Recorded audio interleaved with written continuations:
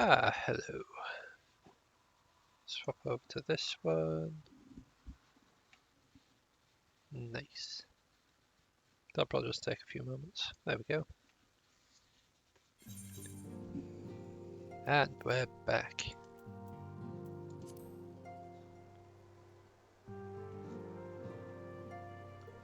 I have a clue what that was. But that can you. Alright.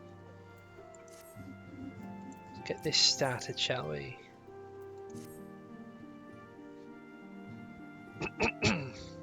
Plainly, should the worst come to pass, and Leviathan is summoned, our only recourse will be to face him in battle. Given past experience, you may very well think that eventuality inevitable. Yet as long as there is even a chance that the Primal's return might be prevented, we must needs bend all our efforts towards achieving that goal. Before we do aught else, let us hasten to Limsa Laminsa and meet with the Admiral. She will not have been idle in intervening time, and doubtless will have valuable information to share. Ah yes, doubtless. Like Dauntless, but different.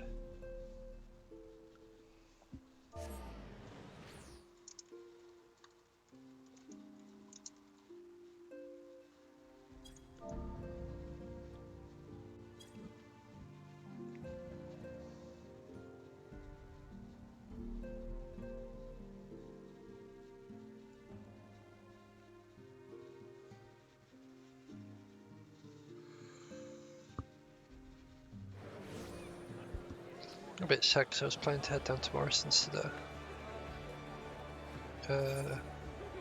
This way.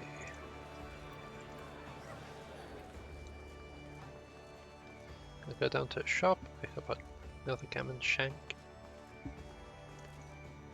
They're very good. God. Got away from torch I spawn in. Oh, I got one left attendant. I just need this one.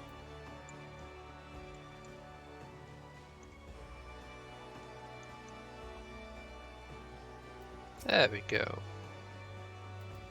You're expected. Pray take this lift to the command room.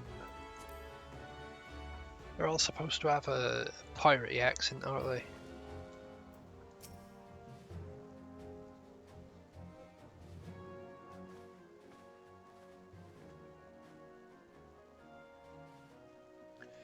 Welcome, friends. I take it Y'shtola has apprised you of the situation.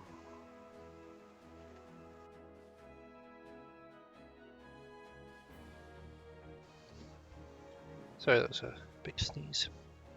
Let's waste no time then. According to our best intelligence, Sahagin had not crystals enough to summon their god. Alas, we did not count on the Serpent Reavers venturing as far as Thanland to supplement their cache. For our short-sightedness, we are faced with the grim prospect of Leviathan's imminent return. Needless to say, I am not inclined to let the fishbacks have their way. Even as we speak, the Maelstrom makes ready to launch a large-scale operation to thwart the summoning, and we would welcome the sound support in the endeavour. But if, gods forbid, our efforts should come to naught, I'll need to trouble you for more than mere support, much as I did when Titan last walked these lands.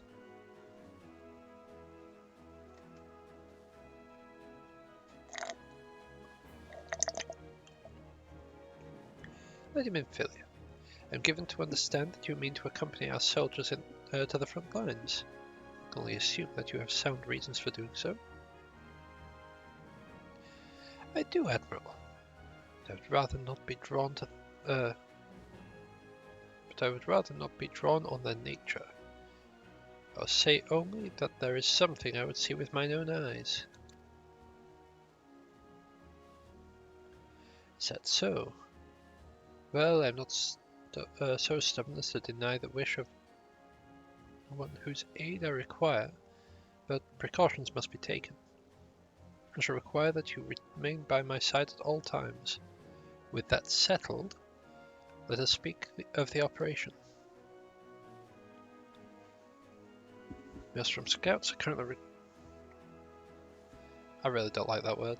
Reconnoitering Sahagin movements within Sapsa spawning ground. Upon completing their mission, they will return to the operations staging point at Cap Skull Valley. I want you to make your way there forthwith, that you might be apprised of the latest intelligence. Commander Falkbrida has charge of the garrison.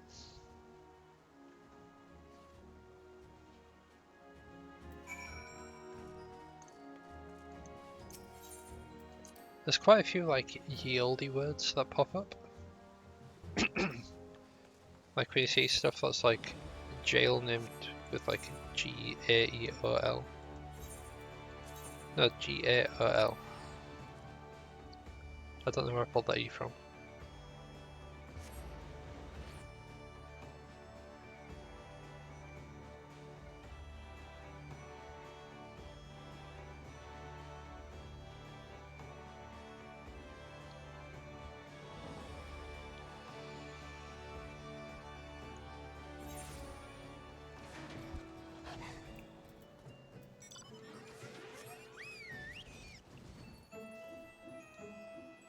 We shouldn't be too far from actually fighting Leviathan.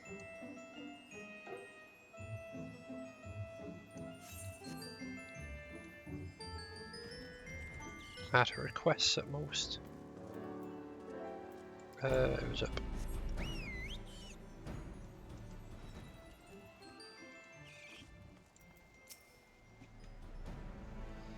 I've been expecting ye, Scion of the Seventh Dawn. On behalf of the men and women here, I thank you for your cooperation. The safety of our citizens is paramount. With your aid, we'll prevent Leviathan's return. Maybe not. Maybe not.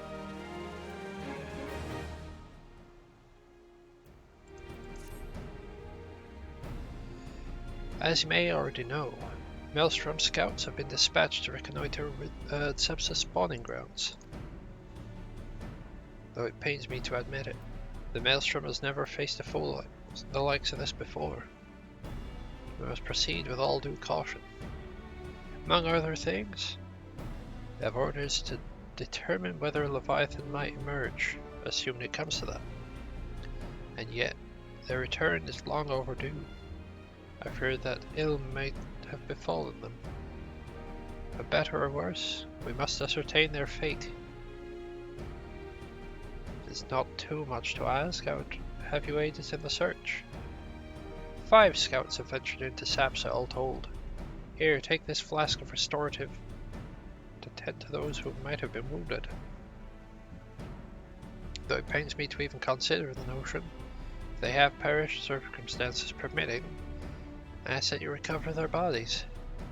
By no means venture too deep into enemy territory, however. We can ill afford to lose you at this juncture.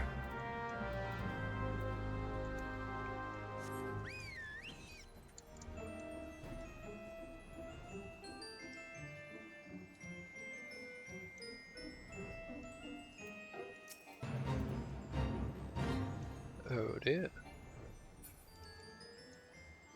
Sharknado! There isn't actually a Sharknado there, and it's... I'm actually kind of sad that there wasn't like a tornado of sharks. Where are we looking? Ah, there you are.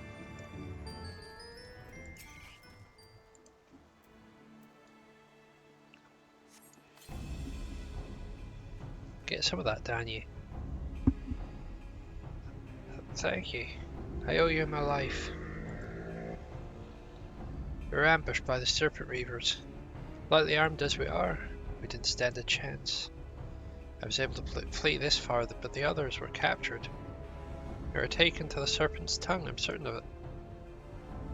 I make my own way back to camp, but I fear the worst for my comrades. Save them, I beg you.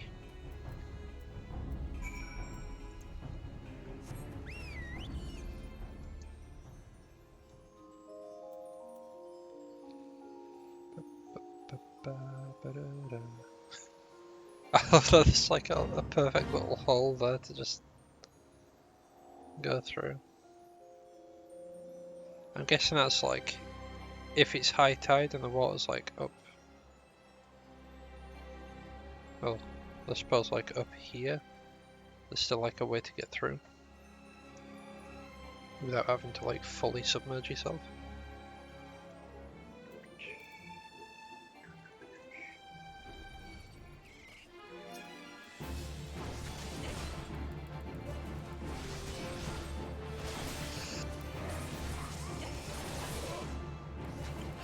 There we go.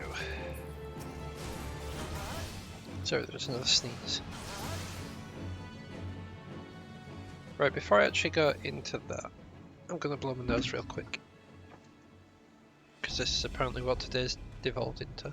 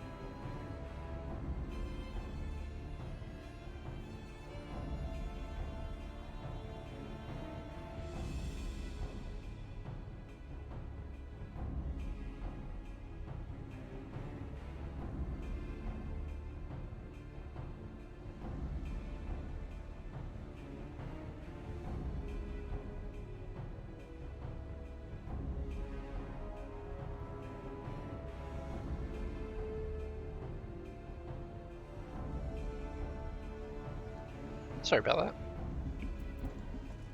Let's get back on with this.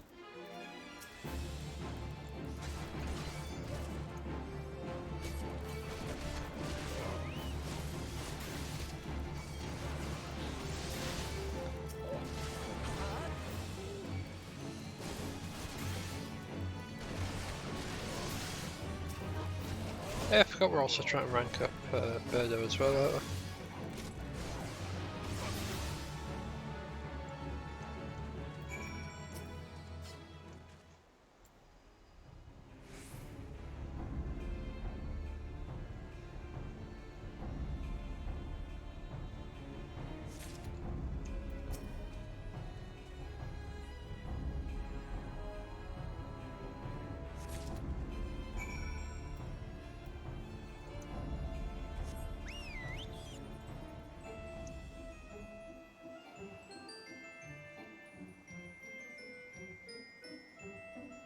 Quickly yeet out of that cave. I sent out 5, we found 3.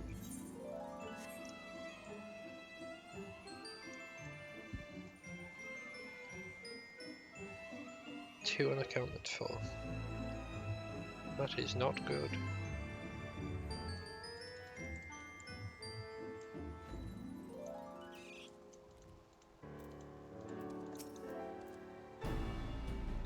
You returned. Thank the navigator. When I learned that you went to the Serpent's Tongue by yourself, I feared you would meet an untimely demise. But tell me, what became of the others? I'm sorry, I found these flowers. Dear gods, these wounds were not intended to kill, but to torture and maim. It says savagery know no bounds. Enemy or no, they go too far. I dread to think what may become of the 2 who remain unaccounted for. May they haven't suffered the same evil fate. At the very least, one of my men came back alive. Of that I owe you my thanks. The price we paid was dear, but we have the intelligence we need. Even as we speak, the Admiral finalizes the details of the operation. War horns sound any moment now. Be ready to sally forth when they do.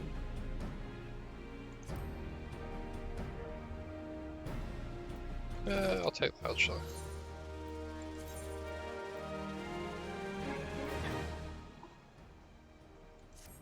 Okay, apparently Alright. I'll question it.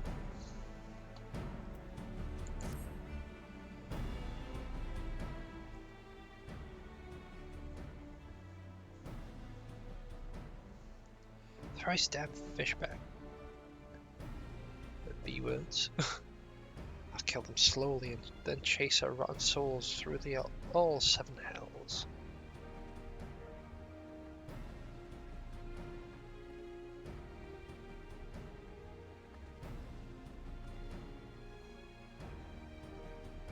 Peace, Commander. We're here for a purpose, of vengeance is not it. I want you to mind on the task at hand, savvy? My apologies, Admiral. You may count on me to keep a clear head. Good. According to our sole surviving scout, the Sahagin and the thralls have already begun to amass at the Aetheryte in the depths of Sepsa. Yet to act, it must be now. Men are ready, but await your orders, Admiral. As predicted, the Sahagin have tightened security in and around the spawning grounds. Frontal assault is likely to be met with a fierce resistance. Ah, but we are not so artless as that, Commander. We shall divide our forces and strike them hard and fast at key locations. Remember, our ultimate objective is to take the Sepsa Aetheryte and eliminate the Sahagin priest presiding over the summoning. We are not here to kill them all.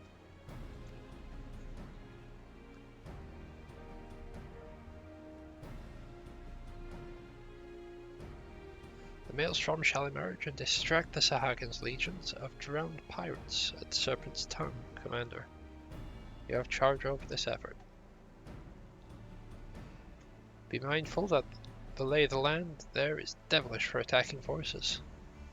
Let the foreign levies spearhead the assault and have subsequent units fan out to cover their flanks. At the self-same moment, a diversionary squadron formed of galleons from the Crimson Fleet shall harry the enemy from offshore. In likewise, we Scions shall form smaller units in hopes of confusing the Sahagin defensive effort. You and Ishtola, the two of you are to make your way to the site of the summoning ritual. The Admiral's diversions should serve to thin the enemy's defences, rendering your path less perilous. A small party, I believe, should be able to win through without drawing unwarranted attention.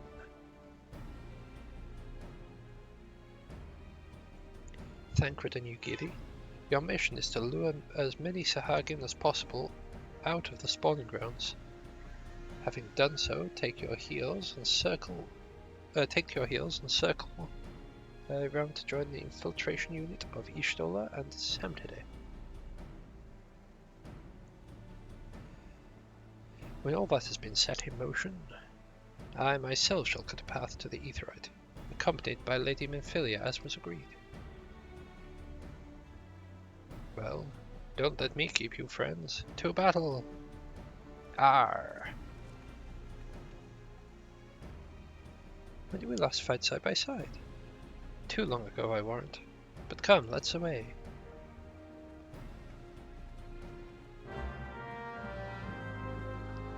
Aye, Captain.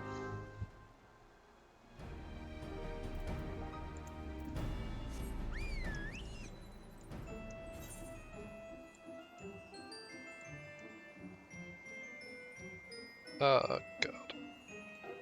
I'm gonna have to be really careful with my landings now.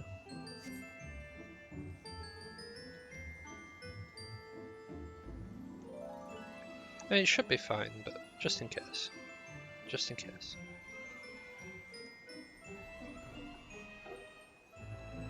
Where's the first checkpoint?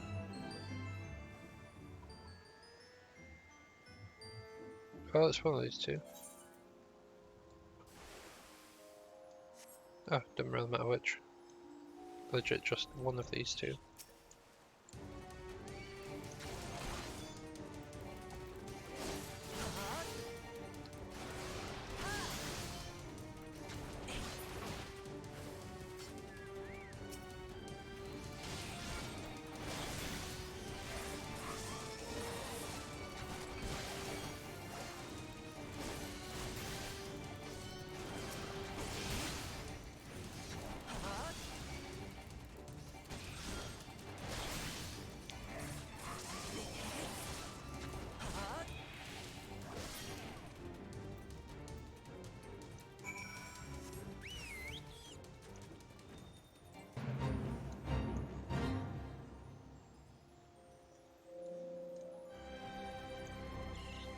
Okay, so it was like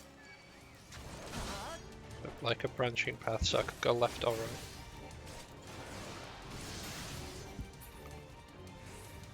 Thought best to double check, just in case.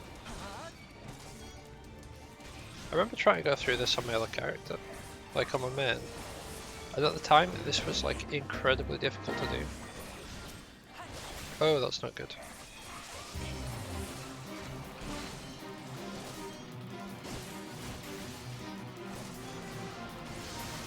I'm so glad that that fate was like really far back from where I actually am.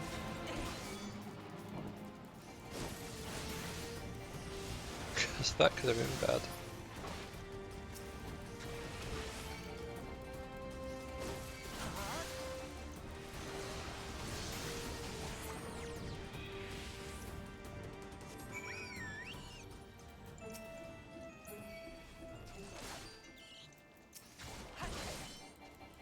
Let's deal with these real quick. Then we can move on to the next one, not next one.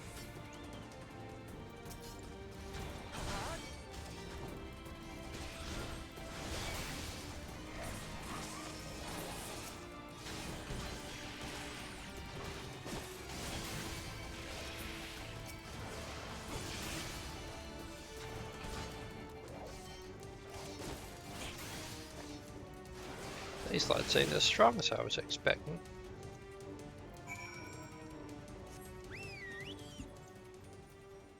Look at those axolotls.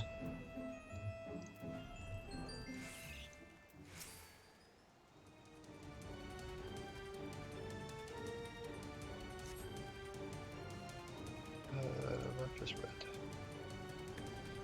Pray do not concern yourself. 'Twas but a glancing blow. Come, the Aetheryte is close at hand. Let us press on.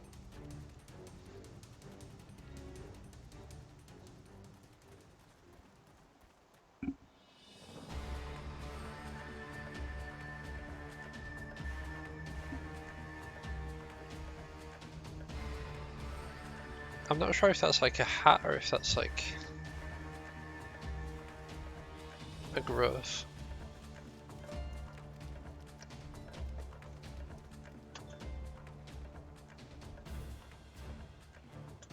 Damn them. They have made thralls of soldiers and civilians both.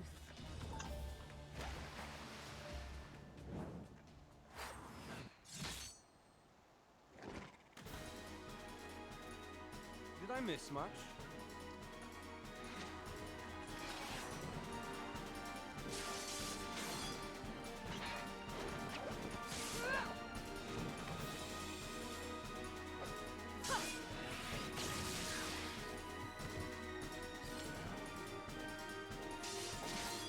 It's like your first little look at Thief. So that is how you fight in the Far East. Mental note, pick no quarrel with Domans. But seriously, if I am to keep up, I must needs forsake elegance for efficiency.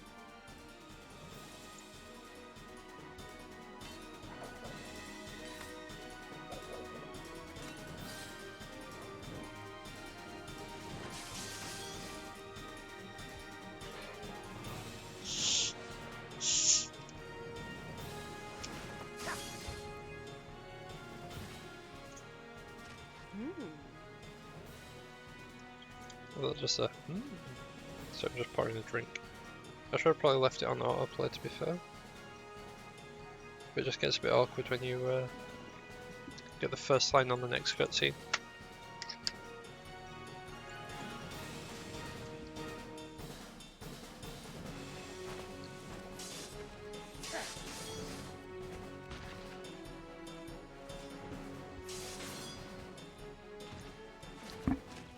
To the Aetheryte.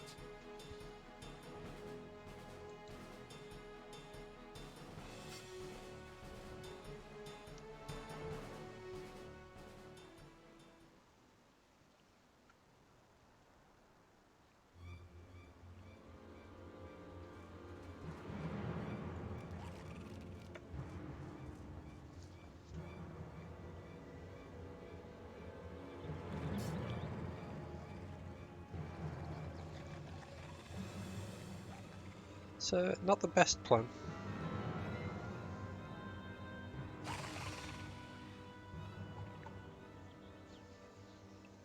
Running in, constantly getting surrounded.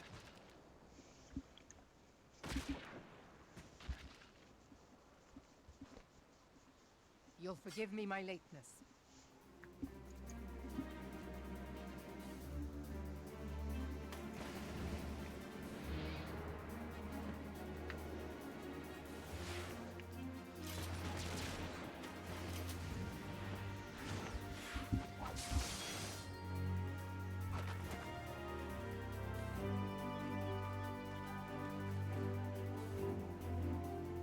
I've been something of a liability of late, I know.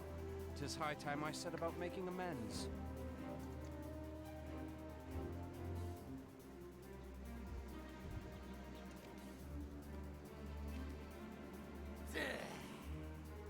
Long have you shriveled Swordwalkers tormented our kind. But no more! Your time is at an end! You shall perish with salt in your wounds and sea in your lungs. Lord of the world, hearken to our plea. Lord of the world, deliver us from our misery. Not gonna lie, I always thought that was pronounced Vol, but apparently it's Will. Do you feel that?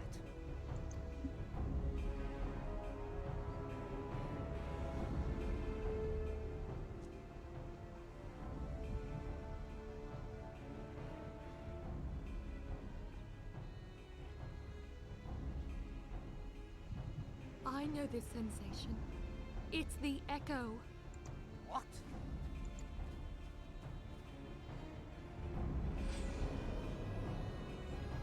Ah!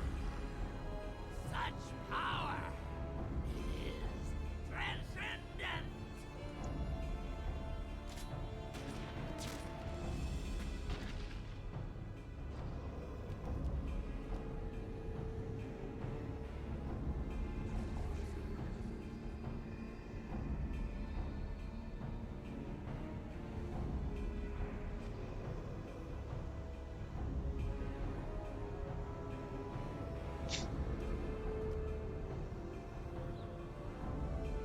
Seven hells.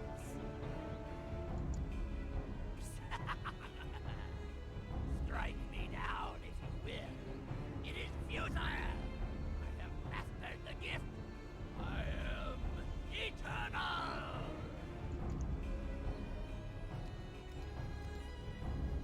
Oh, mighty Leviathan, ruler of the seas, born of waters primordial, I offer unto you this frail flesh, that you might grant your faithful servants deliverance.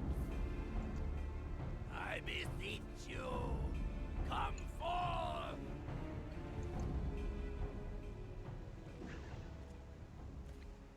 Die, damn you!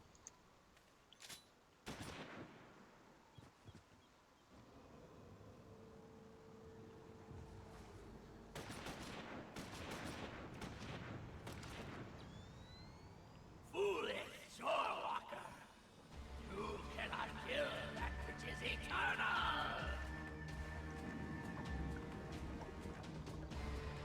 That looks like Leviathan. Yep.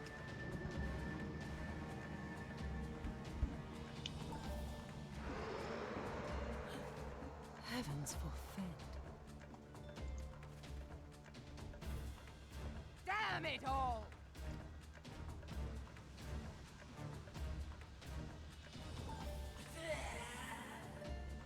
My being ebb the way.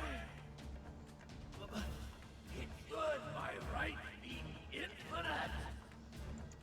Am I not immortal? Curse you, emissary! You promised me everlasting.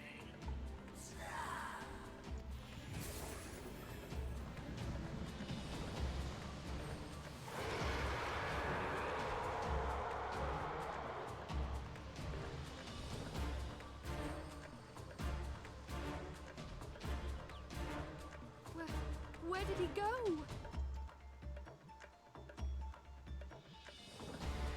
Neath the waves. What say you? Nary a single ship? Hells take that sea demon. Gather the survivors and get to shore. Leave the wrecks for the pirates.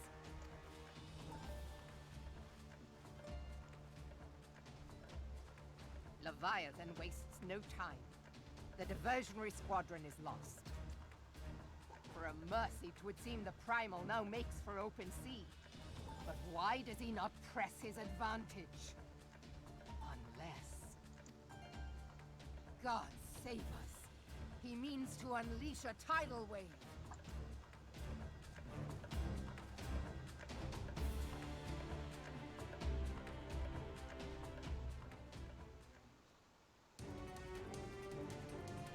Well, that does not sound good.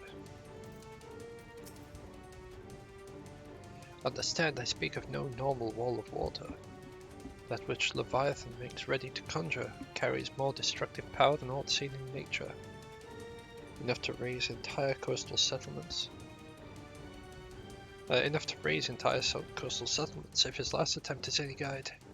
We cannot suffer history to be repeated. How in the seven hells are we meant to prevent it?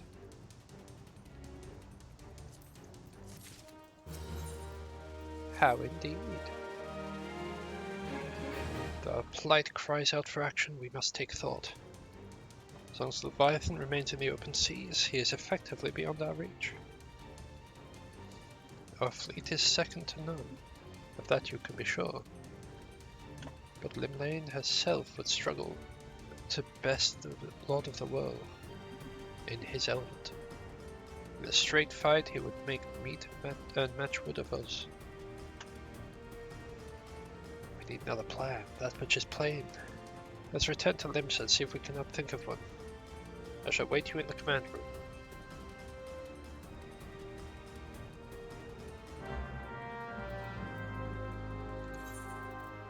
Limsa.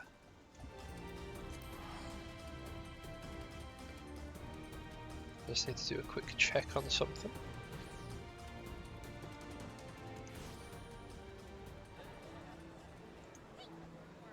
Okay, we're all good, we're all good.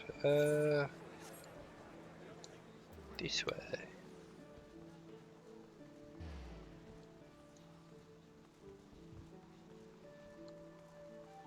I love the way this way.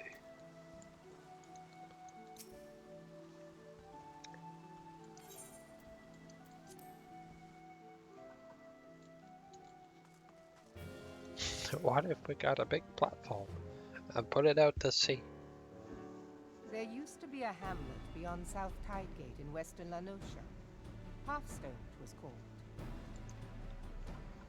Some years prior to the Maelstrom's founding, Leviathan rose from the briny depths and set about unleashing watery hell upon us. On that occasion, the company of heroes put him down before he could do too much damage. But when the bastard came next, this time in the wake of the calamity, we were not so fortunate. Weary of ravaging our shoreline, he summoned a tidal wave which fair leveled Hearthstone and washed the soil away for good measure. The area was subsequently occupied by the Sahagin. Aye, the thrice-damned creatures transformed it into a spawning ground for their brood. Given the quantity of crystals stolen to feed him and his legion of thralls, we can be fairly sure that Leviathan is stronger now than in his previous incarnations. If that sea demon is left to wreak havoc, what befell Hearthstone may well befall a larger settlement, even Limsa. That cannot happen. The primal must be stopped. That was ever our objective, Admiral. But how are we to achieve it? The sea is Leviathan's uncontested domain. The ships of the 3rd Squadron could not close to within 100 yards of the primal, nor could their cannons pierce his defenses. I have read the reports, Master Thancred. Our warships may as well have been bloody pleasure barges for all the good they did. 7 hells! Is there no way that we might strike back? The company of heroes defeated Leviathan, having first lured him into an inlet, but we must needs contend with him upon the open sea. It will avail us little to consult past experience.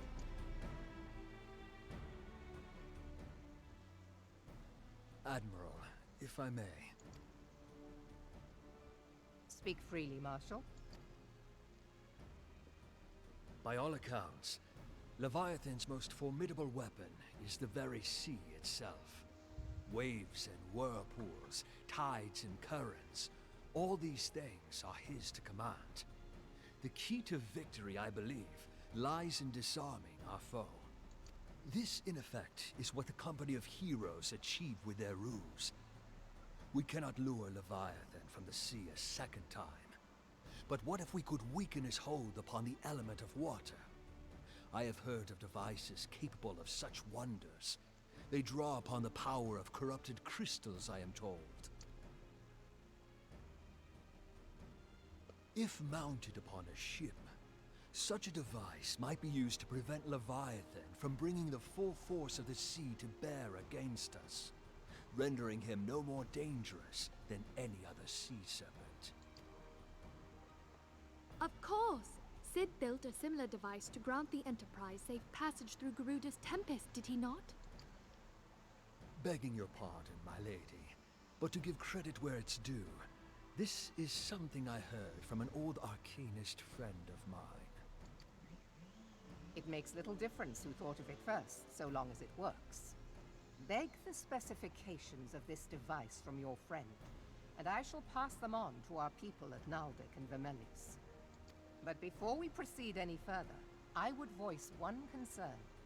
Piercing Garuda's defenses is one thing. Suppressing Leviathan's attacks, quite another.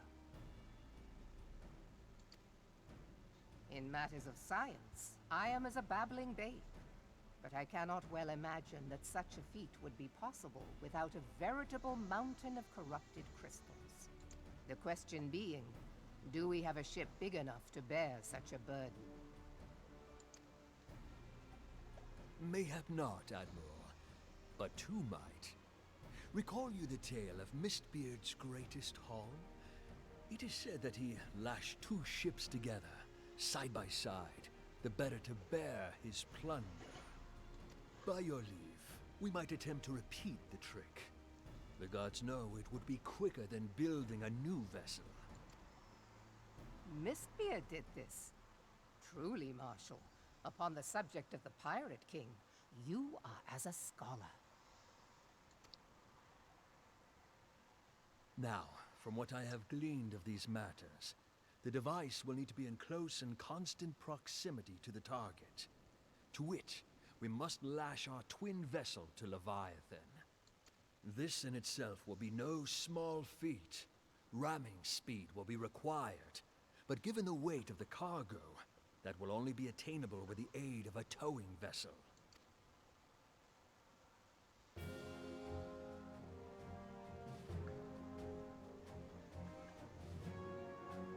Suffice it to say, the task of piloting said vessel will entail considerable danger, and I would not ask it of another. I volunteer myself. It will be dangerous for all involved, but we have no better recourse. Very well.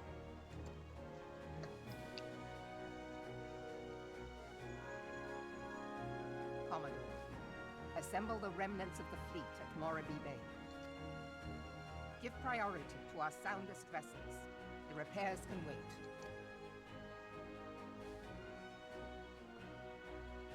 Storm Marshal Slafirson, command of the operation is yours. I want that twin vessel ready to sail post-haste. At once, Admiral.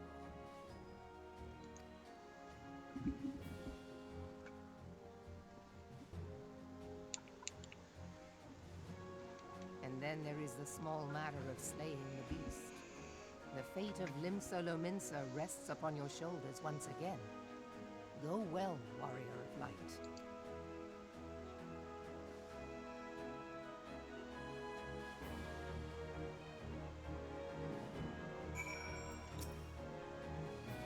Not addressing me by my name anymore, just Warrior of Light now. Beings held as gods also exist in what you call the Far East. Legends tell us they walked among us in days of yore, but I confess that I've never truly believed them.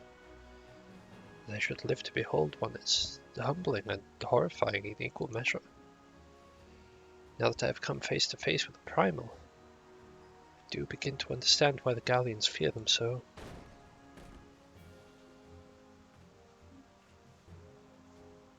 What is it? The message, Admiral. I judged it best to be delivered at once. I am listening. According to the Yellow Jackets, a man appeared who claims to have defeated Leviathan. One of the company of heroes? Details yet hazy, Admiral. We've dispatched one of our own to question the individual. I'm disinclined to put any store by this claim.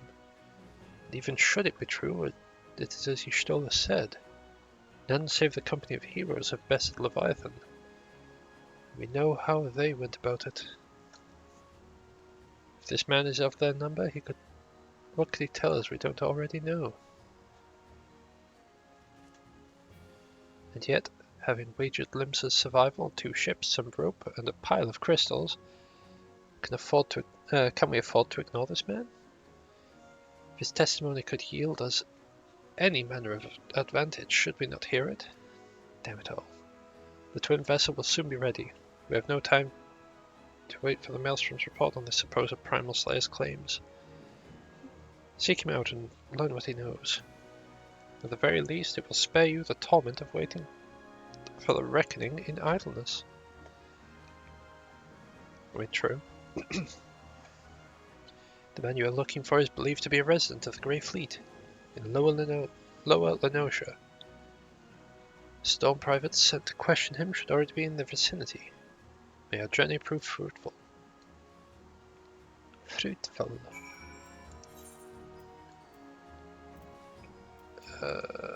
Have I even been to Lower Lenosha? No, I have not. Upper decks, okay.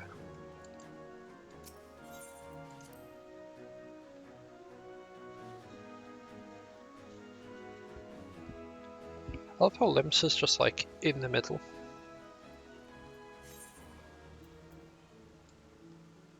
Like,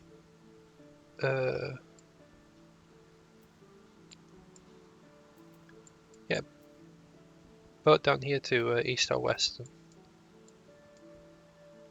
You go to Middle Lenosha there. Go to the upper docks. Yeah, go to Lower Lenosha.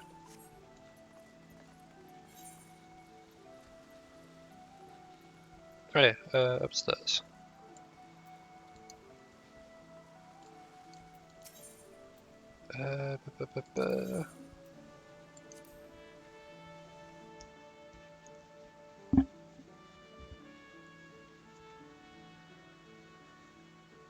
There are some names that you spot that it's just like probably best not to question. Down. It's Lower Lenosha we're heading to, isn't it? Why wouldn't it be down?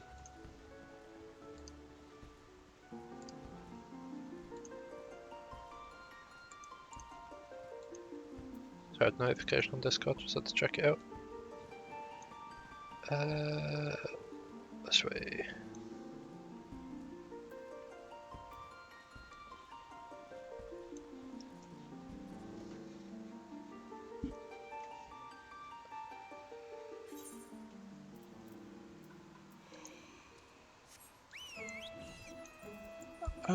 You know what, before we actually go up there, we're gonna get the we're gonna get tuned down here, and then we'll go up top. Oh god, it's that pub again.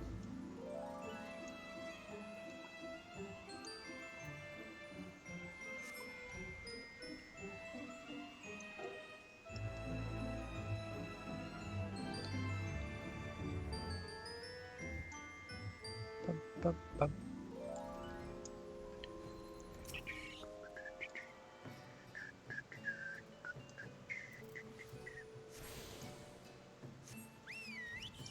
I'm pretty sure this quest ends with you like having to fight your way through here.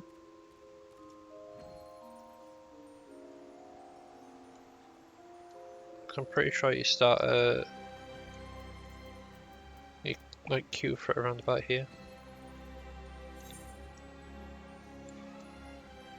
I'm gonna say start it around there, but technically start it out there somewhere. Way out in the sea.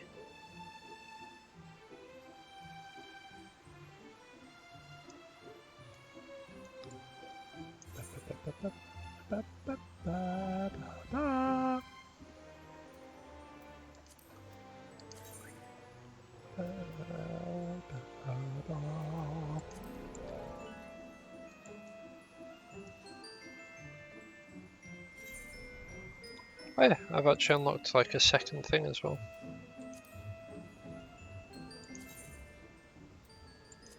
Okay, so we need average iron level 90 for that. But we can do leveling roulette, and now we can do main scenario roulette. The main scenario one's like the Praetorian, which was the one with ultimate weapon, or the one just before it, which was Meridianum, I think. Oh god, it's him again. Now look here, you. You'll have your bloody story right after you carry those sacks of grain over to the mill. But sir, that's what you said before you had me pick up those oranges for you. Before I mucked out those chocobo stables. And before I rolled that millstone over to the mill. Also before...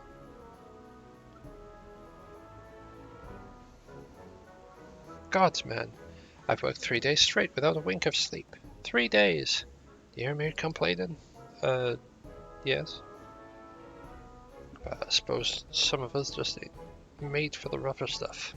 Alright, I'll give you what you want. Never let it said that old Dragoon ain't a generous soul.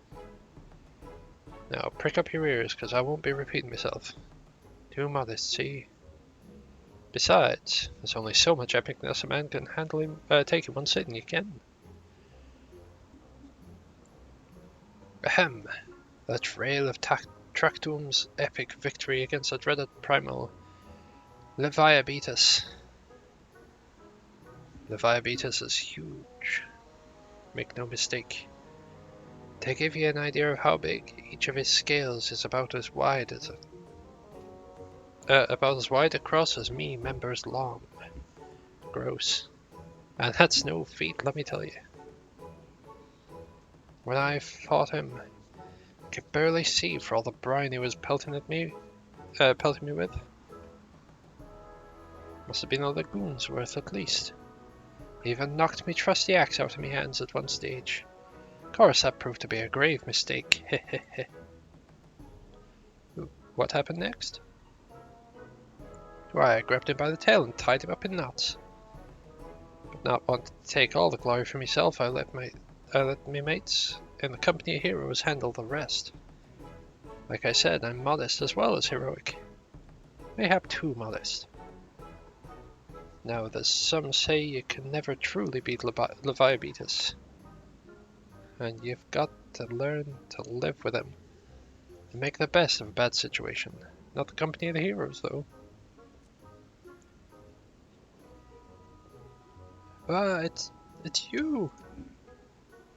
I'm sorry, I didn't mean it. I was just enjoying the attention, that's all. Take back everything I said. I was never part of the company of heroes. I'm no marauder. I'm actually a complete coward. I'm nothing. I'm chocobo dung. No, the maggots who find it wriggling in the chocobo dung. The lighter women to tumble them. Oh god. And that don't happen much. Why? Why? Remember, it's tiny, it's pathetic.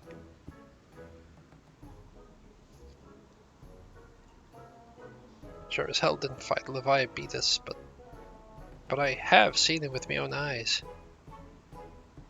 It was a fair few years back when I was working as a baker's hand. I was shirking my duties one day, loitering about the harbour, when I saw it. A great massive sea serpent some miles off the coast, with a fleet of galleons making straight for it, cannons firing. So scared I sold myself right there and then. What? Oh god, I just remembered. The day made me sell myself all over again. Hey, wait, if you're asking about like the Viabetus, it means you're planning on fighting me, ain't you? I can read, I swear I can. Well, take care. It's really terrible, dreadful, I tell you. If you're not careful, you'll end up in his gullet at the bottom of the sea. Why, you worthless lying whoreson.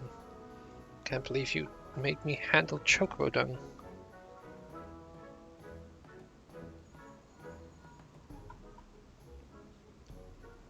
This is Minfilia. Are you able to learn aught of use against Leviathan? I beg your pardon? Leviabetus? I see, that is unfortunate. At any rate, I have tidings for you. The twin vessel is now complete. We await you at the Morabe dry docks. Pray make your way there as soon as you are able.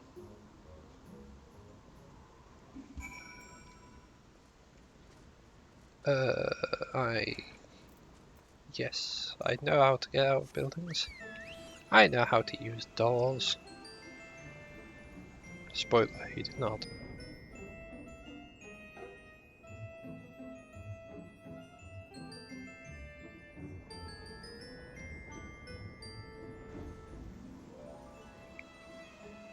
I see why they have that border around the map though.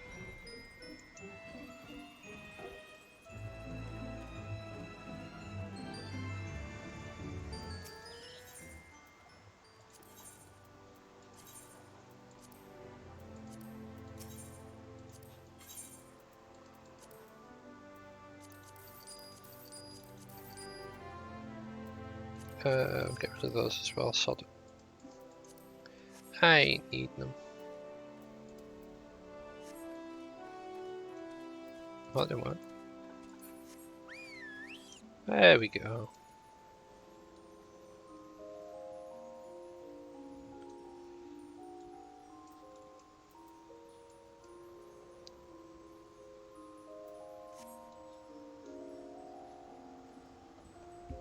Pardon me.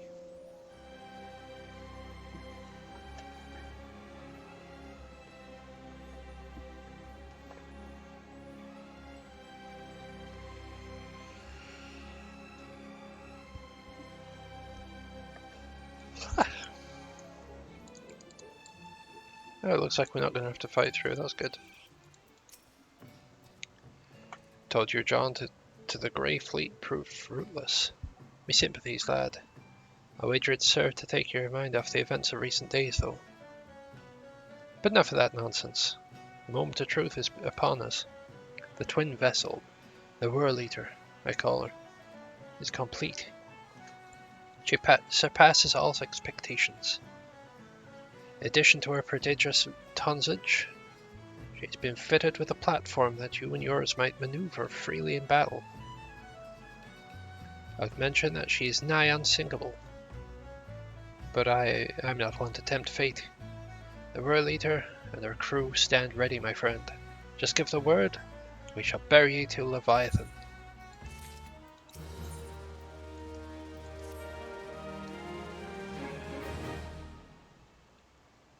Ah, I know that look. Ye are ready. Having been constructed in some haste, the World Eater may not be pretty. Sorry, the World Eater may not be pretty. But I assure you, she's capable. She's been fitted with what our friends at Naldik and Vimelius are calling an elemental converter. Assuming the thing works, it will use the power of the corrupted crystals on board to rob Leviathan of its hold over the water. Depending on how the battle unfolds, you may well need to activate the device manually. Keep that in mind.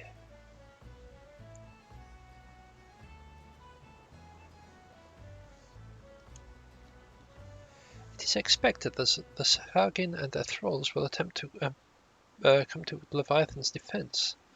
Accordingly, the Maelstrom will once again employ diversions. Thancred and Y'shtola, I would have you assist in this effort.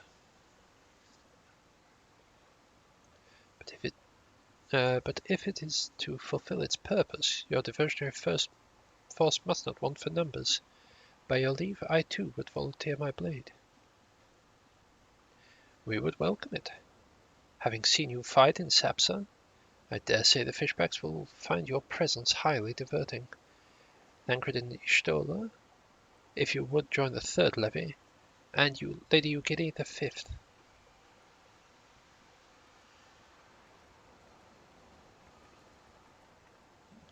But what words have I for the man who has made this a sport of slain gods? Only these, go warily, for the sea is an unforgiving place to wage war. May the Navigator guide you through the storm, warrior of light. I would echo the Admiral's sentiments, and add a few words of mine own.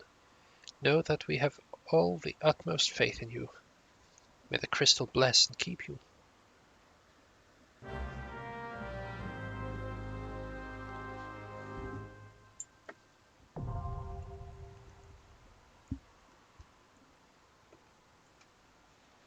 It's been like at least a week since I've done voices for these, so I'm a bit out of practice, not gonna lie.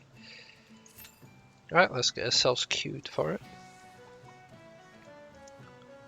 And I would wager that people are probably not wanting to do this one, truth be told.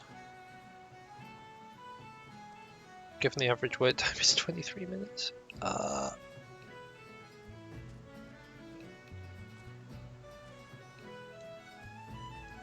Yeah, well, given that wait time, we'll run the 2-minute ad break now. We should be back in 2 minutes.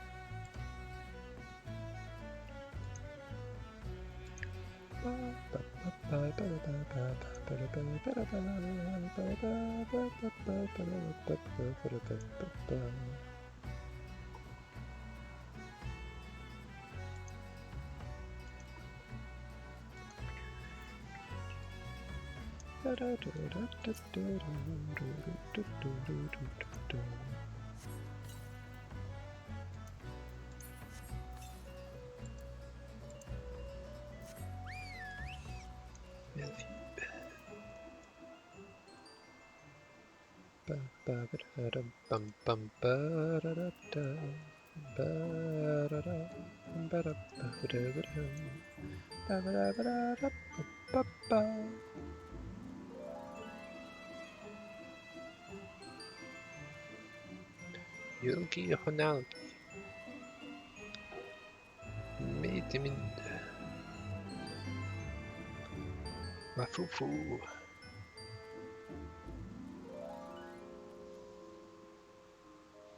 Rumo Falaimo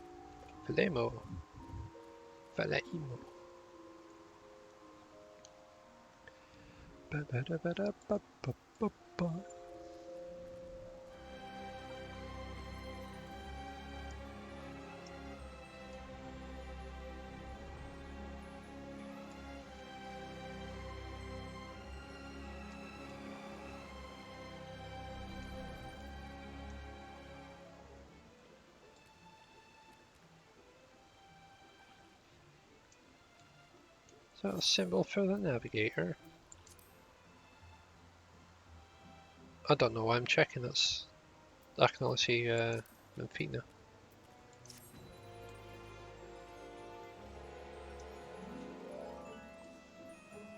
Can only click the one. Can only see the one that I selected as my guardian.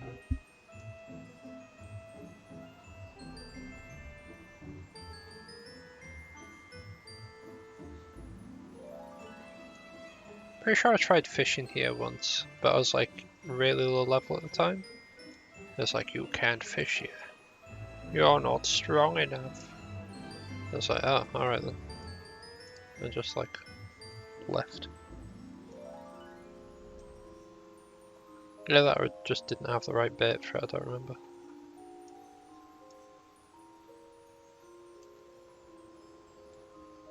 All of this. All these corrupted crystals. Merged into one giant corrupted crystal.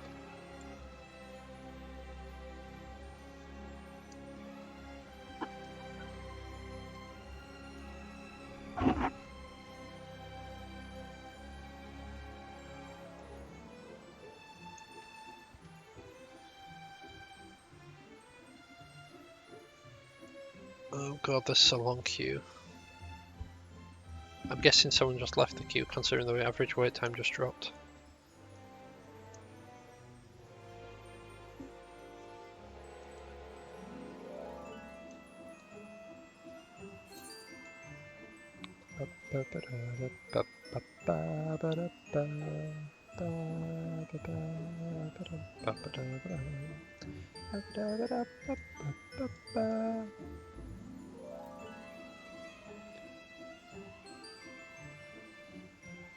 From had a little lamb, little lamb, little lamb. No, from had a little lamb. I'll be honest, I don't remember most of that. I just remember the other version, which is like incredibly dark.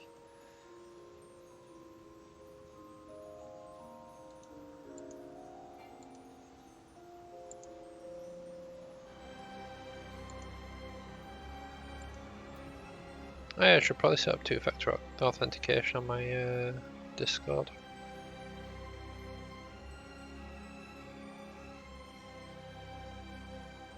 Yeesh.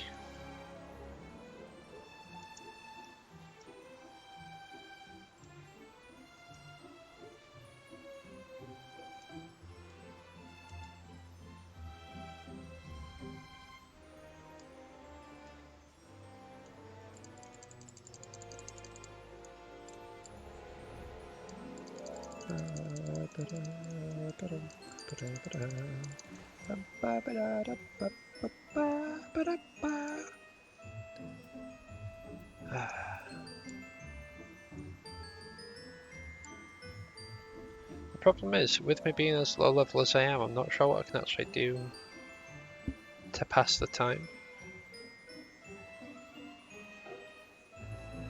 I suppose I could always like head to the gold saucer. Do stuff there whilst we wait. Okay, gold saucer. No. We just go.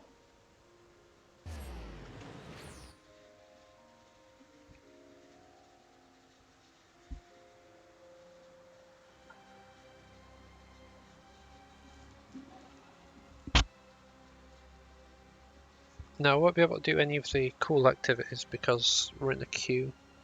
So I can like play cards, do mahjong. That's pretty much it.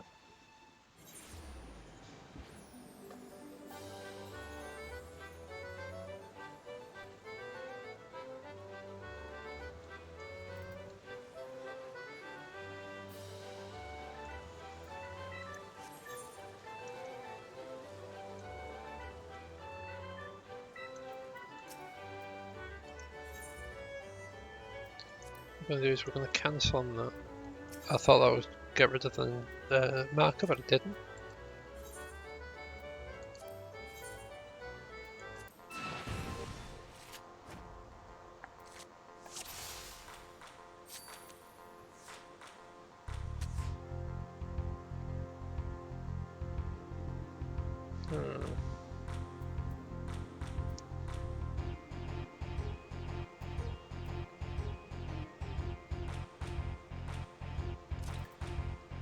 gonna plonk that up there. Play it safe.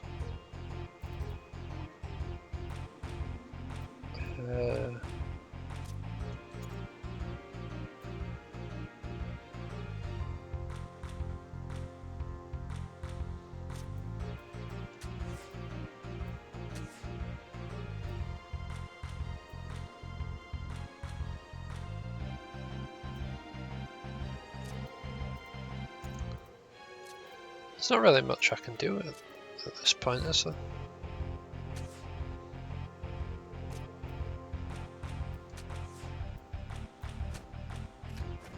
Rip.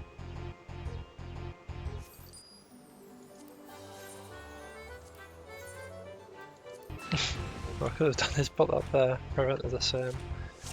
Yeesh.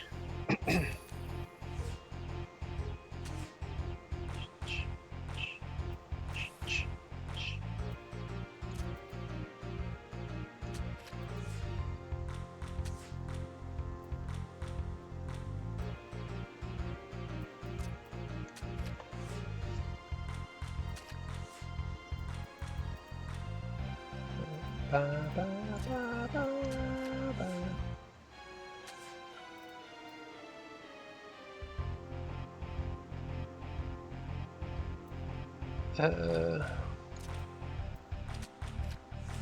Not gonna be able to take out that.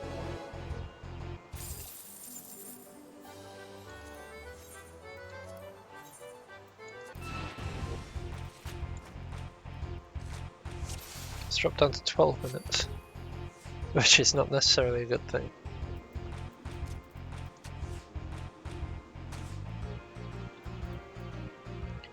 The good alternative is someone just got a queue. The bad alternative is that people just left the queue.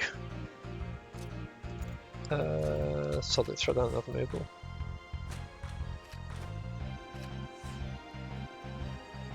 Well, that wasn't good.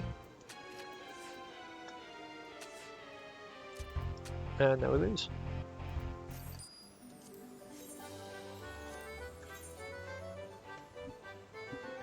Yeah, I think this is probably one of the only things that you can actually lose MGP on.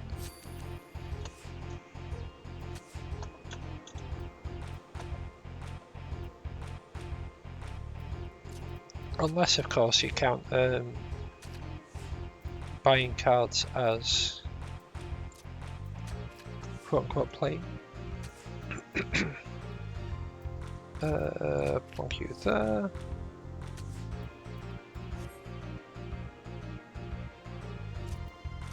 Plonk you there. Nice. Speaking of, how much money do I have? 22k. I think I'll buy some cards.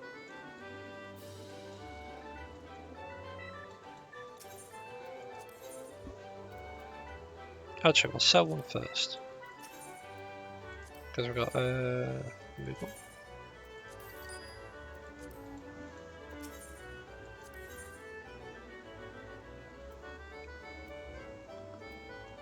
We've got 22, so we can buy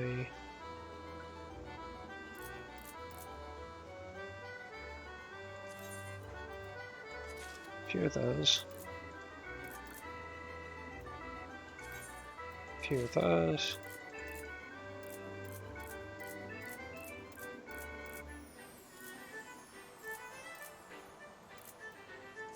And a few of those.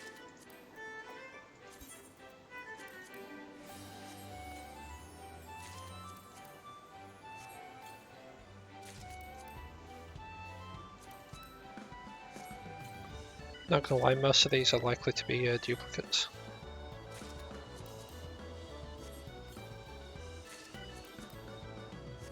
Oh. Pretty sure that one were a new one. A 3-star.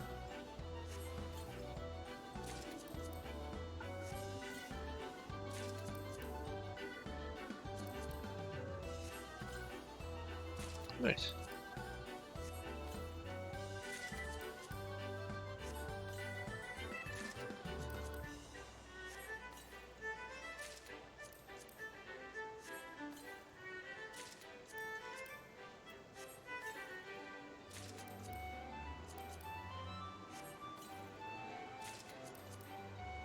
And what you do with these is any duplicates you just sell back to them. Oh, Minfilia card. Very nice. Very nice indeed. How's this queue looking? 12 minutes, only person in queue. Oh dear.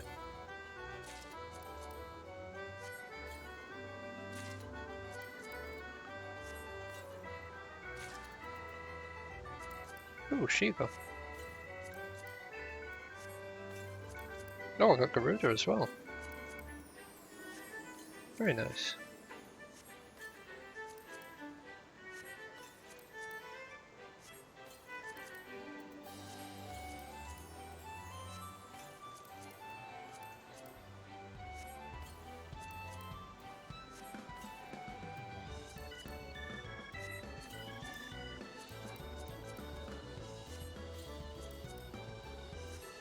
I'm pretty sure I've already got that blue dragon. Yep.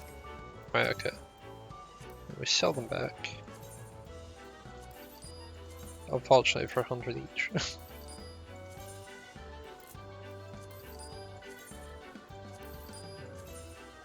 Ooh, no, those ones are 300 each. Nice. Oh dear.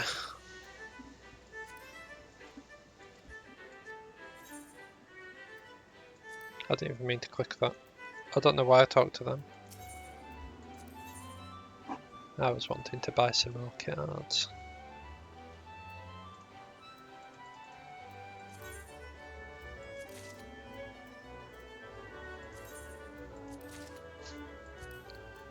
Buy one of each, why not? That's why not. Oh, La Habrea. That we already had.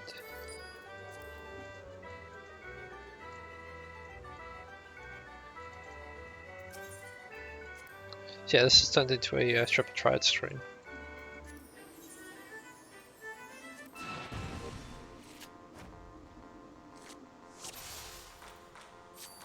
The crap is that? Alrighty.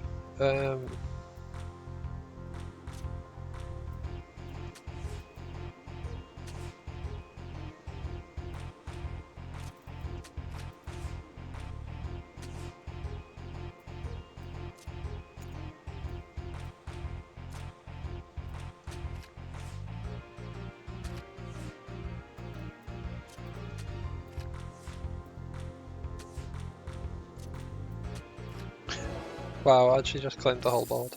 Nice. Yeah, what? I've beaten that before. We'll go beat someone else. Potentially.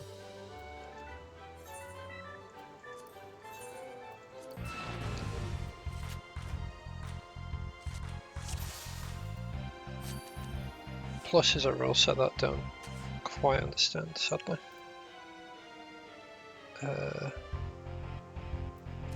Yeah, 9-8, that's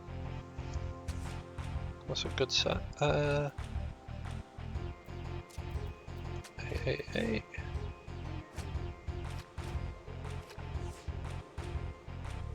Oh, I see. 1 and 3 makes 4. Okay. So would that work?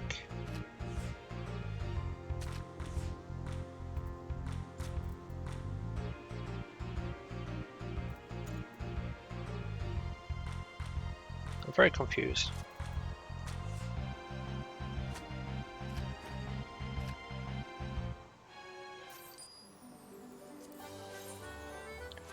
Yeah, I'm not entirely sure how the plus rule works. There's a bunch of people now.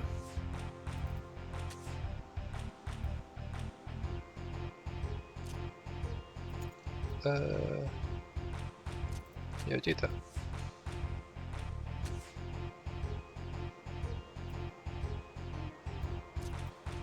Do with that.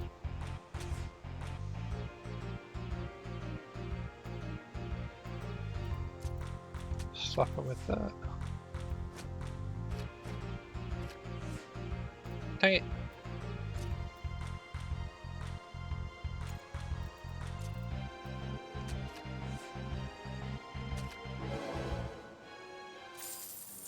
There we go.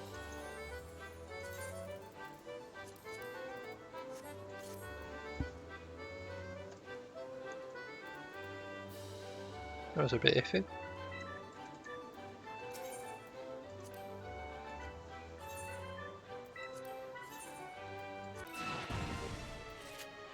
Ascension means that, like, the power up by the symbols.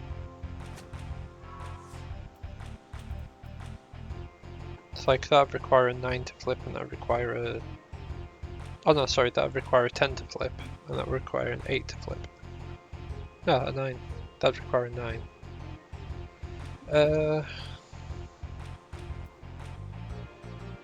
Right, how's about I do that?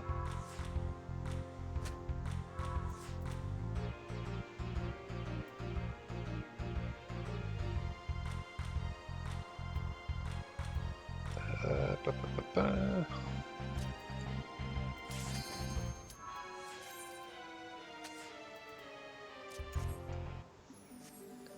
Wonderful.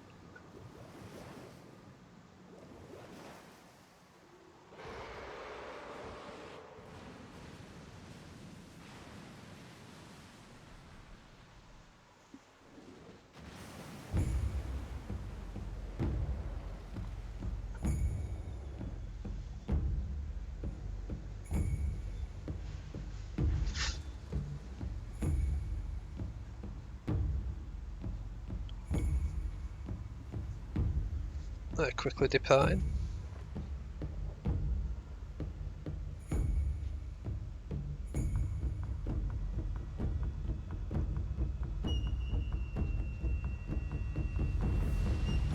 Not gonna lie, I appreciate the build-up music.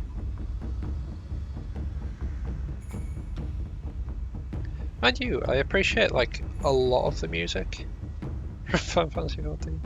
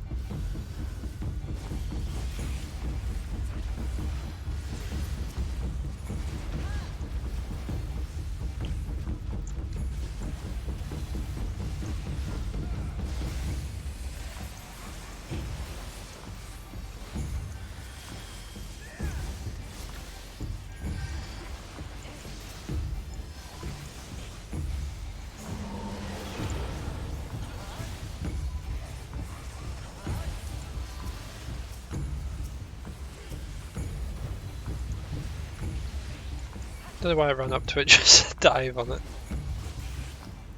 It'd have been quicker to just have dived on it.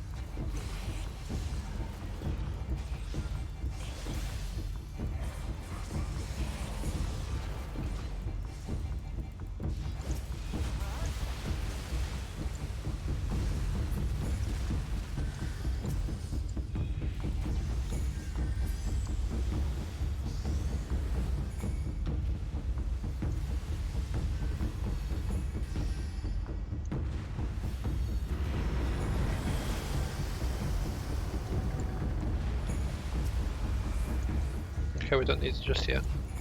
I was expecting the whole dive over, but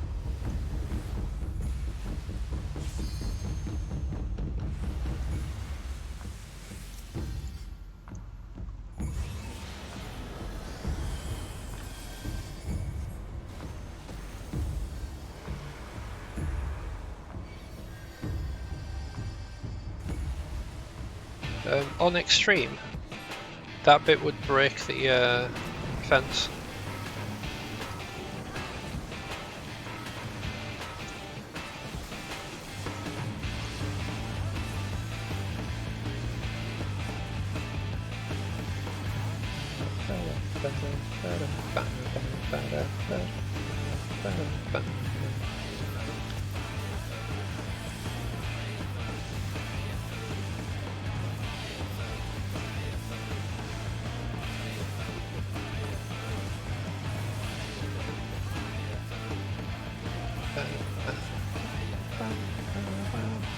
Dang it.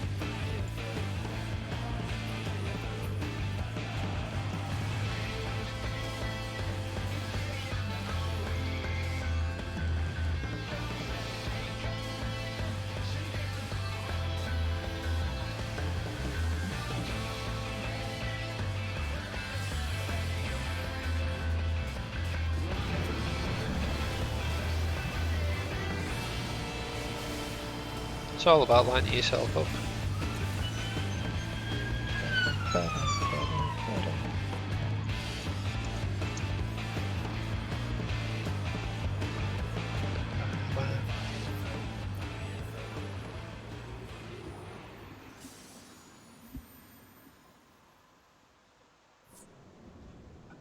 Does this one drop weapons? Play accommodation, healer. It does not drop weapons, that is a shame.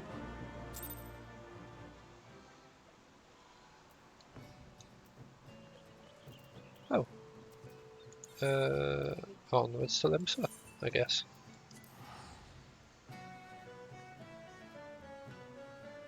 Oh god.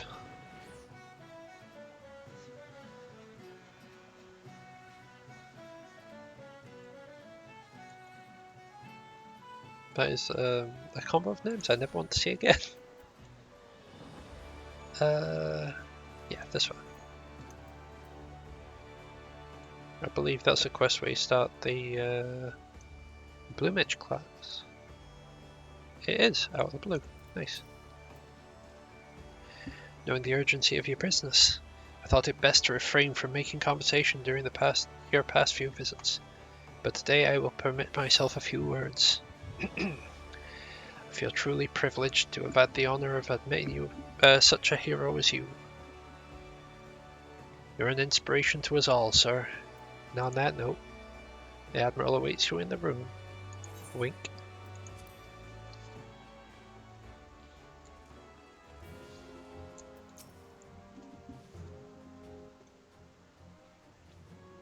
We Lominsons are sworn to strive, till sea swallows all.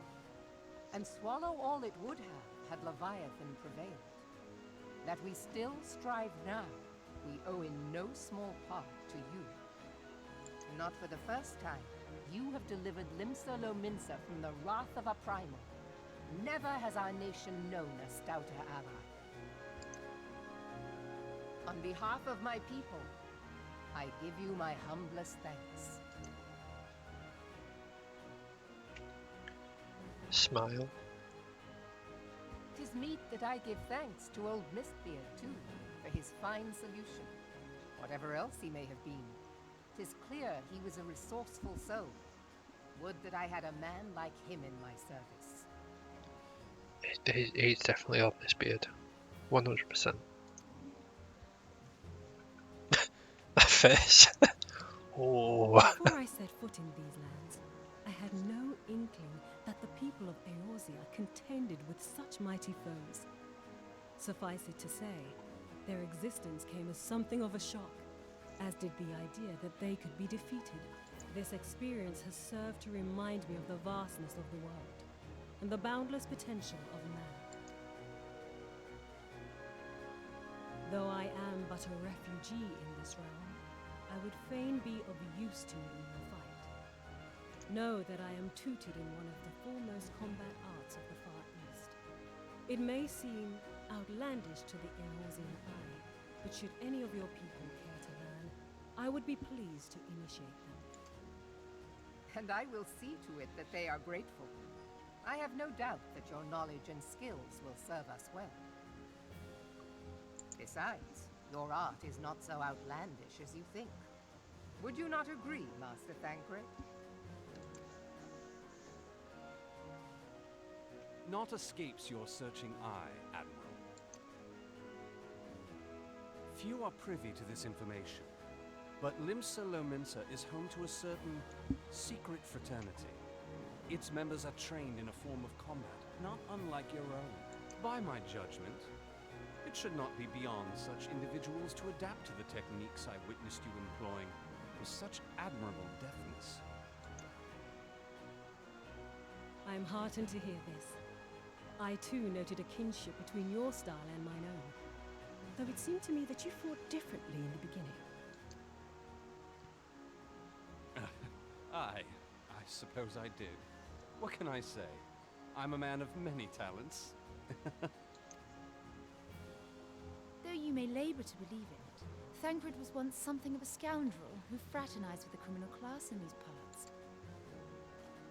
Yestola! You jest, of course. But for a chance encounter with Alphino's grandsire, he might never have left Limsa Lominsa, or received an education in Sharlayan, or taken up his post in Uldar, which is where he trained in the blade, lest you wonder. Lymphilia, please! It would seem there is more to you than meets the eye, Master Thancred. Lady Yugiri, I am told that you and yours came to Eorzea seeking permanent resettlement, and that many domins have since been engaged as frontier hands at Revenant's Toll. Morderna is many things, but a place of refuge it is not. Know that I would like nothing better than to furnish your people with a new home here on Lominsan soil. Alas, racked by instability as we are, our nation is in no fit state to take you in. Yet I'll not have it said that we turned a blind eye to your suffering. Until such time as we can do more, I pledge to send provisions. No. We are in your debt, Admiral. I realize that it scarce qualifies as repayment, but if it please you, I shall set about sharing my martial knowledge with your people at once.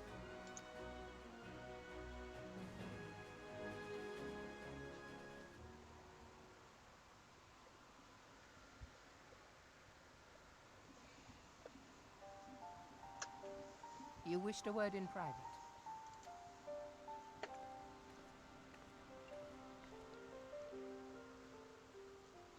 The better not to spoil the festive mood. History repeats itself, Admiral. As the kobolds did before them, the Sahagin resorted to summoning their god over a territorial feud. They acted in self-preservation. It may be that the Sahagin initiated this particular clash, but how it begins does not interest me so much as how it ends.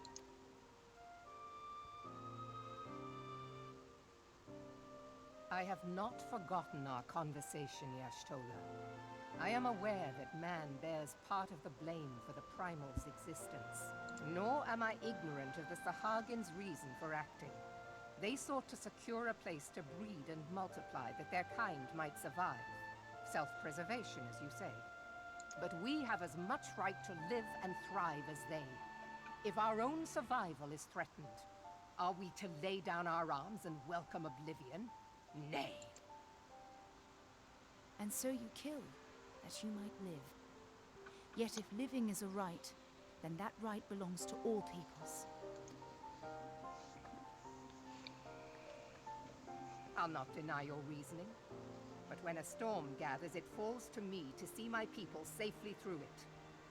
That is my duty, and I shall do it.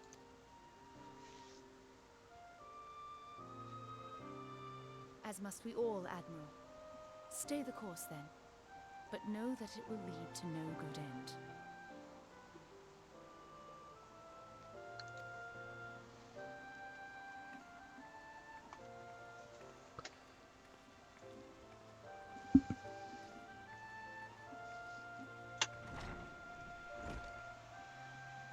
Man has ever put himself first and foremost.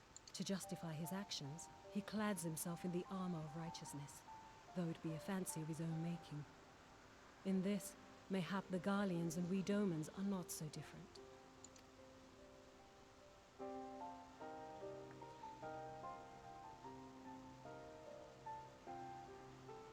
Eorzea has become as a raging sea. If we are to keep our heads above the waves, we cannot scruple to drown the man next to us. When hopes of coexistence founder, strength must determine who has the greater right to live.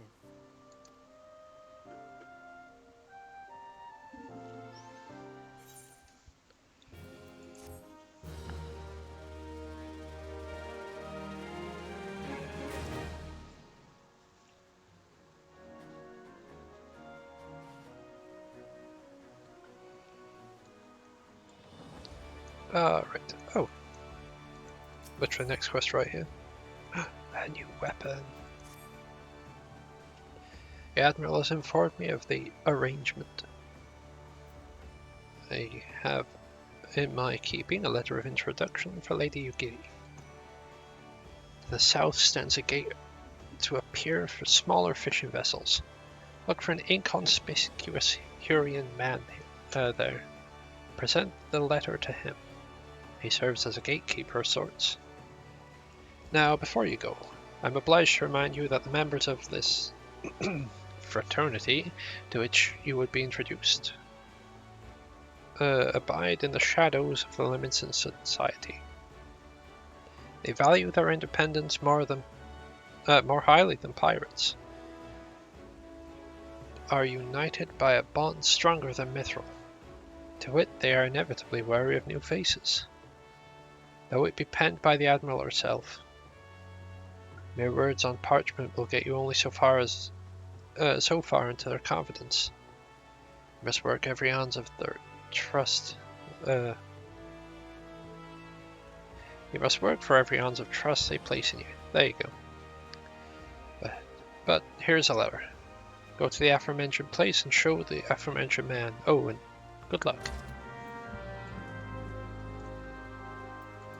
To my knowledge, it should be near the Fishermen's Guild.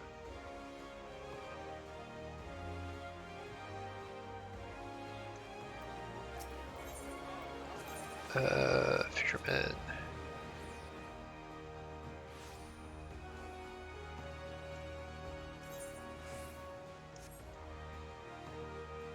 I were right. Can't tell me I weren't right. I see. Plain as day, I sees it.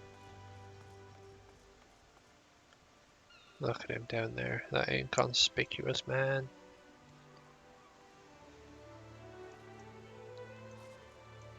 I'll just not question what they're on about. Got business with me, venturer?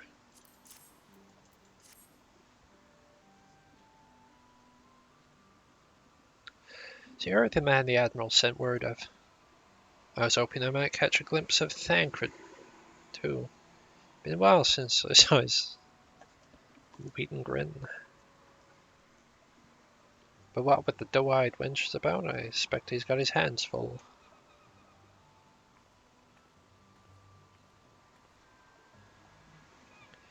Ah, you must be the Far Easterner that Mervib says wants to train with us. Welcome to Limsa, my lady. I am Ugiri of Doma. Close enough. It is an honor to make your acquaintance. I must confess, when I first learned of your organization, I had certain preconceptions as to the nature of your membership. It seemed I was mistaken. You're not the first person to say that, lass. Limsa's a city of pirates, to be sure. Pirates don't give two farts about keeping a spotless reputation. They hardly need a secret society to do their dirty work. Might be as people and I find to the shadows, but we got nothing to be ashamed of. Simply better for business that we remain unseen. And so you have developed fighting techniques suited to this purpose. I see. Know that the practitioners of my art, too, are denizens of shadow. It is in stealth that our strength lies. There is much we might learn from one another, I think. Then what in the Seven Elves are we waiting for? If you've come with us, you Guri of Do-What's-It, we can get acquainted in more private surroundings. Ha!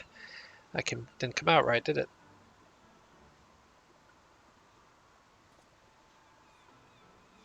I shall remain with these people for a time, that I might study their ways. Though I am loath to be separated from my countrymen, I take solace in the knowledge that they are in the best of hands. You have been a true friend to us, Dumans. You might have no words would suffice to express my gratitude. Ere long, I hope to be being imparted my martial knowledge. Begin, not being. Christ. Ere long, I hope to begin imparting my martial knowledge to the people of Eorzea. When that time comes, it would be my honor to welcome you as a student. Nod.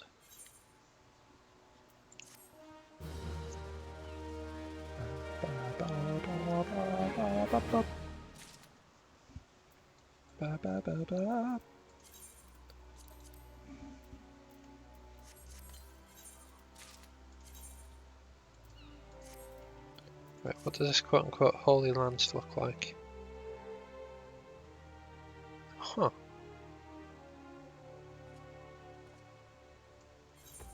I'll be completely honest with you. That's gear sets, that's not what I was actually looking for. I prefer the look of this one.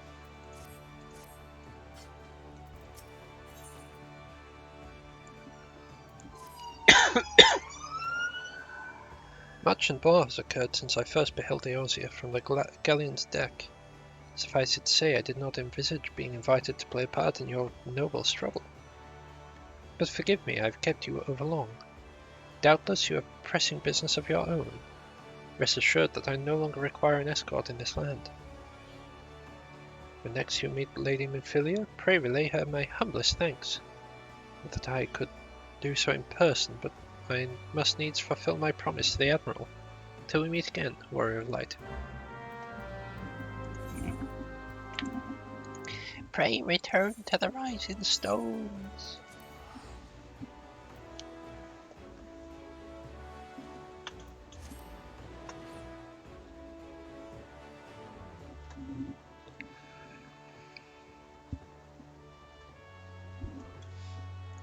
I'm just curious, so I'm gonna check up on something real quick. Actually, you know what? I can wait for the ad break. I can wait for the ad break. I'm gonna see just how long it was until I don't know why I took like a random just then. Like I was saying words and then like I was going to breathe in, but for whatever reason my body just decided to go, you know what, we're gonna do a really audible breathe in. I have been reflecting upon the events which took place during our visit to Vilbrand. If you have a moment, I would share my conclusions with you. Please, bear with me. When the Sahagin Elder summoned Leviathan, he employed the power we have come to know as the Echo, though I cannot well explain the how of it. It would seem he became immortal in so doing.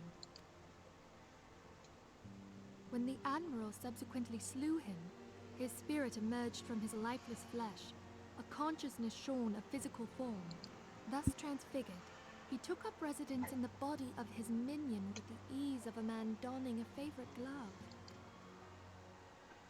Long have I known that the echo allows one to pass through the walls of a man's soul, but never did I imagine that it could free us from our own flesh, nor less that our souls could then occupy the next corporeal vessel to take our fancy.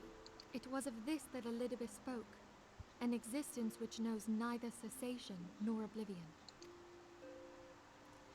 And yet, though the Sahagin had mastered his gift and thereby become immortal, he was by no means invulnerable. As we both bore witness, he was ultimately absorbed into Leviathan. And the import of this observation? If the Ascians' mode of existence is indeed the same, it can be inferred that they too are not invulnerable, that they can be destroyed. There exists a legend which tells of souls who are reborn upon the cusp of each umbral calamity, that they might stay the encroaching darkness. To most, it is but a fairy tale, yet recent events have given me cause to wonder, could the legend in fact refer to the echo? Much and more yet remains unknown, but I am confident that all will become clear in time. For the present, however, what matters is that the key to defeating the Ascians may at last be within sight. With Urianger's aid, it is my hope that I shall fathom this matter ere long.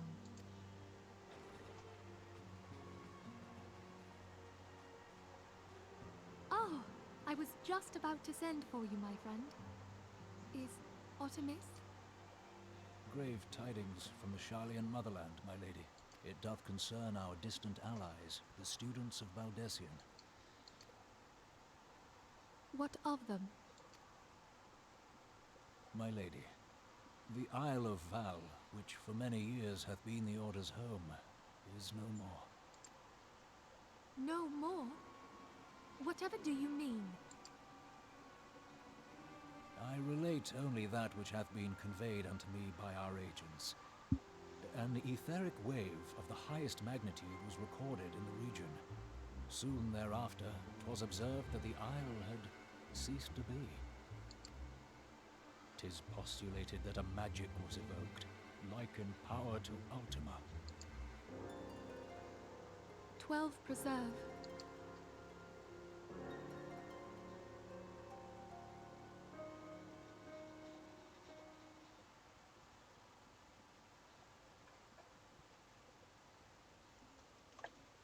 If there are no other matters, I move that today's meeting be adjourned.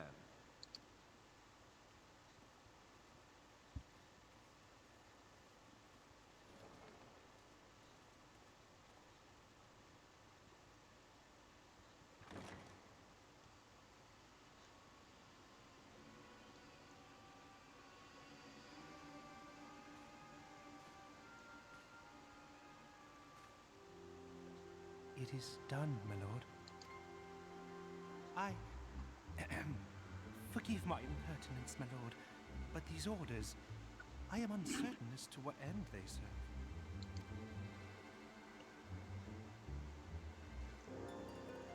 Revolution. Oh dear. Don't need earrings. I've got the best one.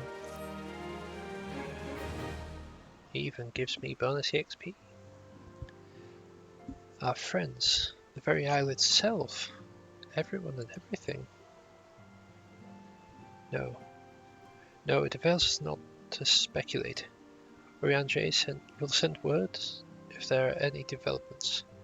Until such time as he does, we must remain firmly focused on that which is within our grasp to change. With that in mind, I would speak of a different matter, one closer to home. It concerns the etheric fluctuations which had previously attributed to good King Mogulmog XII. The king is no more. That the king is no more is a blessing, for which we have you to thank.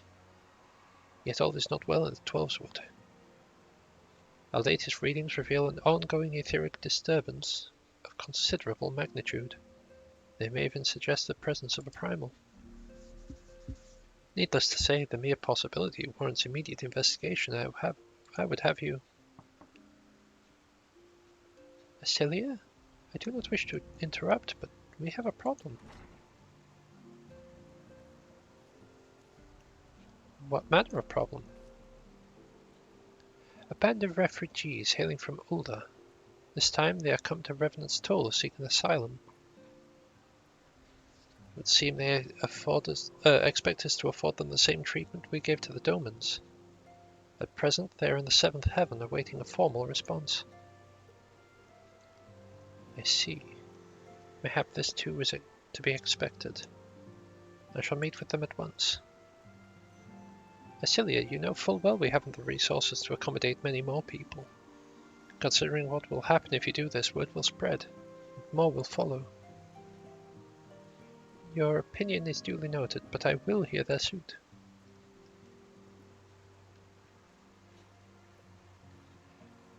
I should be grateful for your presence at this meeting. We're gonna have to tell them no. And it's gonna be really bad. They're not gonna be happy because we let the Domans in. And not them. Ba-ba-da-ba. Boo-ba-da-boo-ba-da-bum.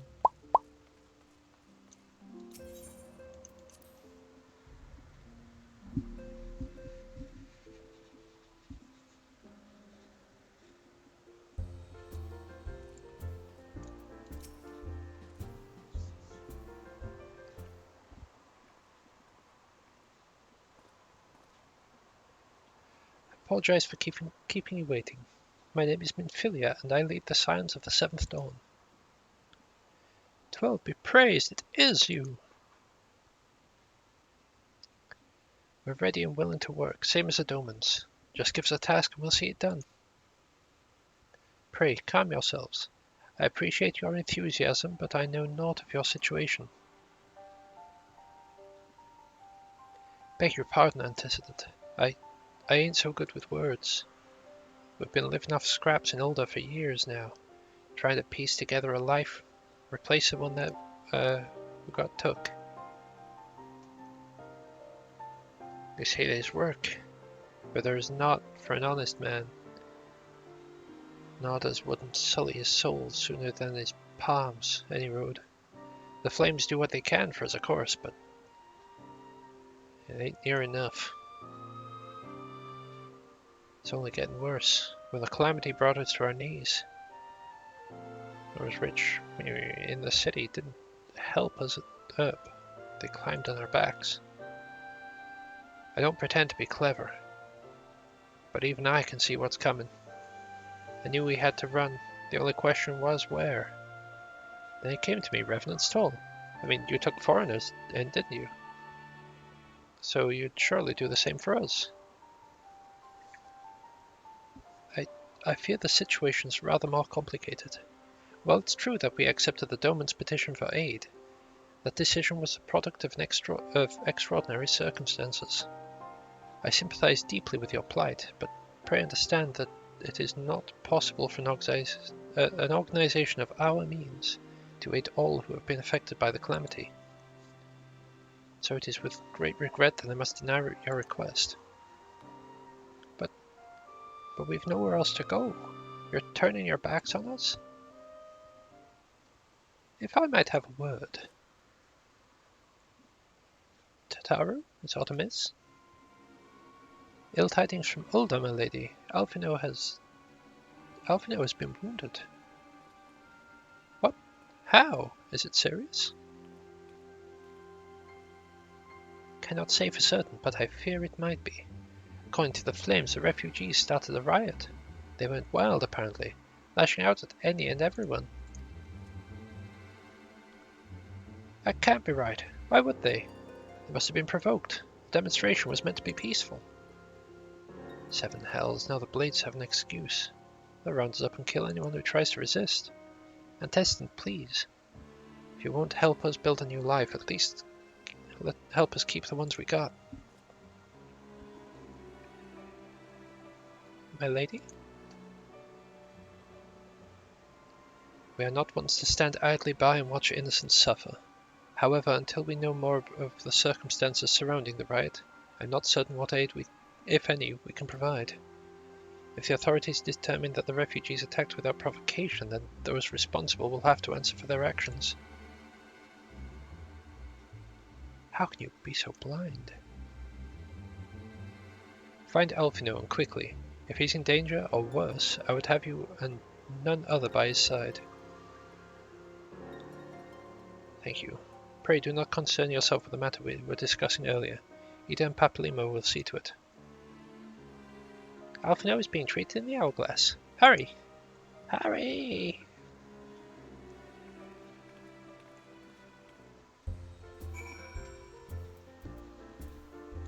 Yeah, sorry dude. Just gonna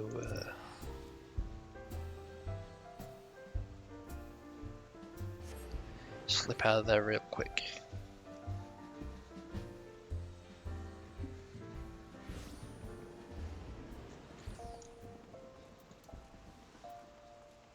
I'm guessing this has got something to do with Taleji Adeleji.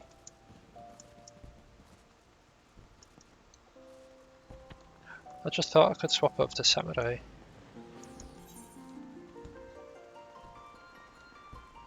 The question is, should I? I am rather enjoying Dragoon.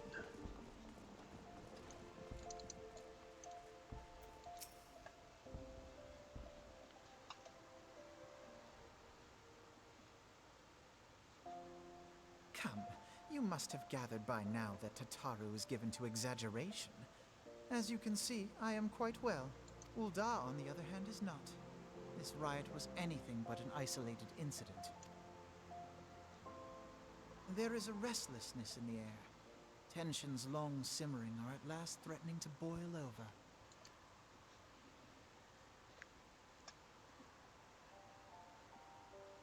Ul'dah is a nation infamous for the great disparity between the wealthy and the poor. The majority of the populace accepts this state of affairs because they believe that every man bears responsibility for his own lot in life. To an Ul'dan, money is the foremost, and some would say the only measure of a man's worth. Small wonder that the wealthiest wield the greatest influence. So where do the refugees fit into this social hierarchy? What place is there for those who fled Alamigo and the destruction of the Calamity?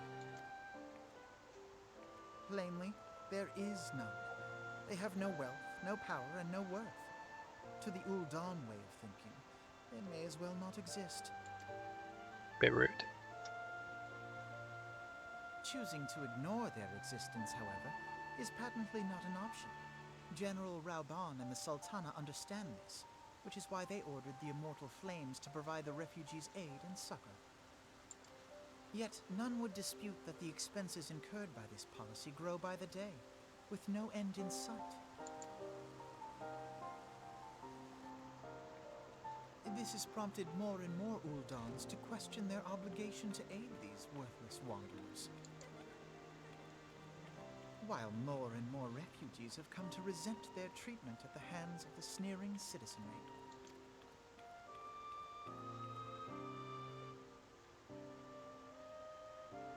The manner of Lord Lolorito's refusal to grant the Dolmens asylum bespoke a disdain for all refugees, an attitude shared by the rest of the monetarists. And you may be sure they make no effort to conceal their opinions. It was only a matter of time before the refugees united in protest. Nor is it any surprise that some among them would ultimately resort to violence.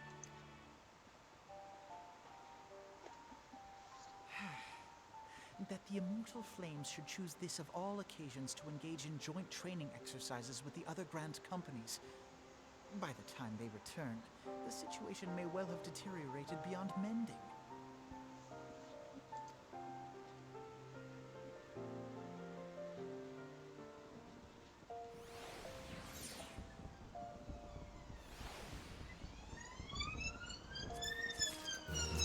Oh dear. Oh dear, oh dear.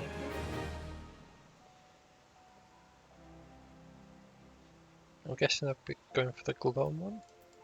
Question mark. As I told you before, it was all but inevitable that an incident of this kind would eventually occur, given the rising tensions within the Sultanate. Nevertheless, I have reason to believe that this particular riot may not have begun spontaneously. Have I piqued your curiosity? Good. Then you will accompany me to the Hall of Flames. I would hear what General Rauban has to say on this matter.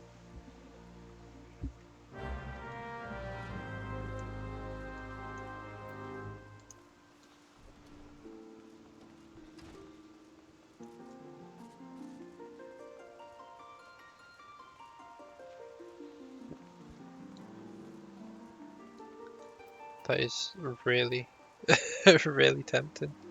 Not that one. That one. The main issue there is that my other character leveled from 50 as Samurai. So this would be like a different experience leveling solely as Dragoon.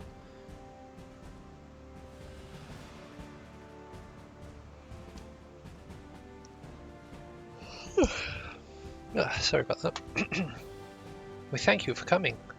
The Flame General will be heartened to hear that you have answered the call.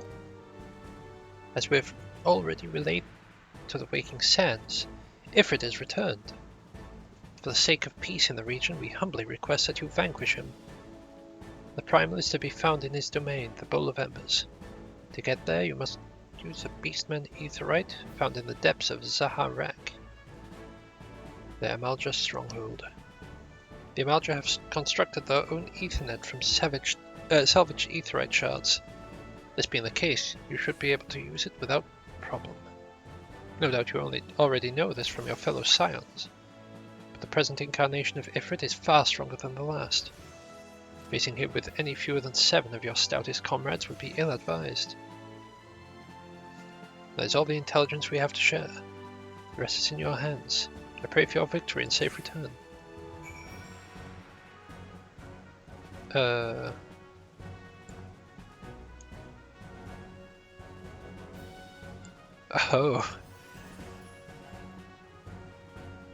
I didn't even need to read that. That wasn't story relevant. Typical. Now is not a good time. My hands are full dealing with refugees. Precisely the matter we wish to discuss, General. Alfino, back on your feet already. You may credit my swift recovery to your chirurgeons. My memories of the riot are still somewhat muddled. I trust you managed to regain control of the situation? Not entirely. We secured the city soon enough, not before the unrest had spread to the surrounding territories. Pockets of resistance remain throughout Thanalan. We've sent what forces we can spare to root out the last of the belligerents, but progress is slow. They're damnably elusive. I can well imagine, given that the majority of refugees live outside the walls. It stands to reason that they would know the lay of the land. What I do not understand is how they came so well prepared. Before my little accident, I observed that several of the refugees were armed, not with butcher's knives or pitchforks, but with martial weaponry. Need hardly add that such equipment is costly. None can deny that the tensions between Ul'Daan's citizenry and the refugee population have increased since the Domans were turned away. But would that motivate a starving man to purchase arms in lieu of food? I think not. What of those who have not a single gil to spend? Could not survive without the aid provided by the Mortal Flames? Surely they would sooner sell a weapon than bring it to bear against their benefactors. Come to the point. Very well, my point, General, is that this powder keg of discontent was not set alight by chance. These events were deliberately set in motion and now order must be restored. That is my first duty. Till it is done, any investigation can wait. do not have time to discuss this. My scouts will be returning anon.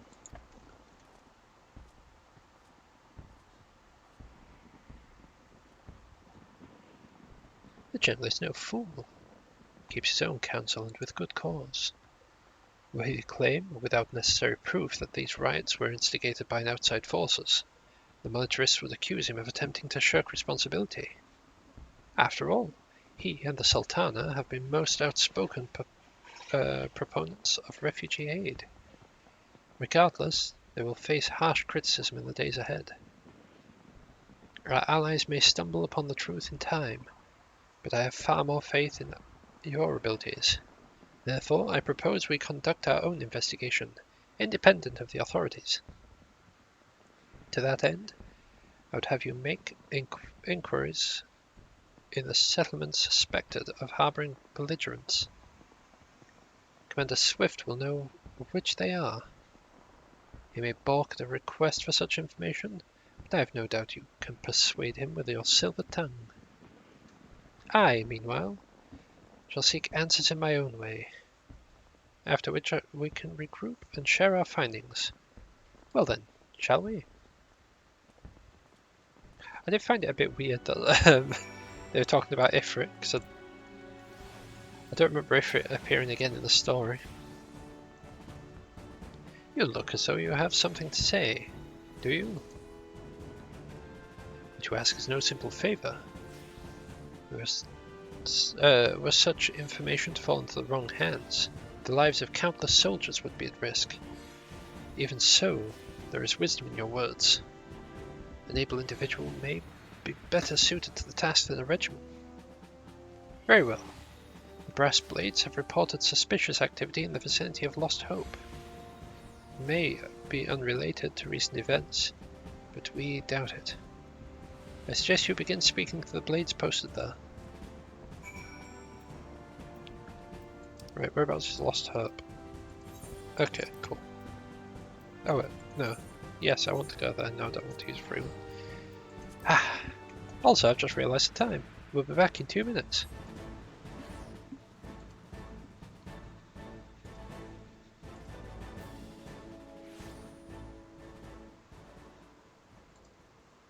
Bam, bam, bada bam, bam, ba. Bam, bam, bada bam, ba, ba. Oh yeah, companion.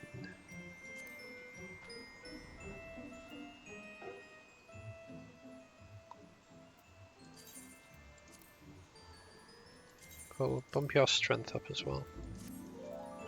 Oh, not that way. Turret down here, it were. Lofric. A friend of the Sultanate, are we? Take it that means someone has read my report. The refugees who left with the merchant have yet to return. I'm increasingly concerned that Zazawaka's suspicions were correct. You haven't the foggiest what I'm talking about, do you? Never mind, speak with Zazawaka. He will explain everything. And what brings you here, adventurer? Search for refugees. Well, then you've come to the right place. Ah, you mean those refugees. Oh, no, you won't find them here. Most of the people in Lost Hope have come to accept their situation. They're content to pass their days in peace and quiet. Outsiders have trouble understanding that. Like that merchant who passed through recently. Gregarious fellow, but awfully opinionated. Can't say I was sad to see him go.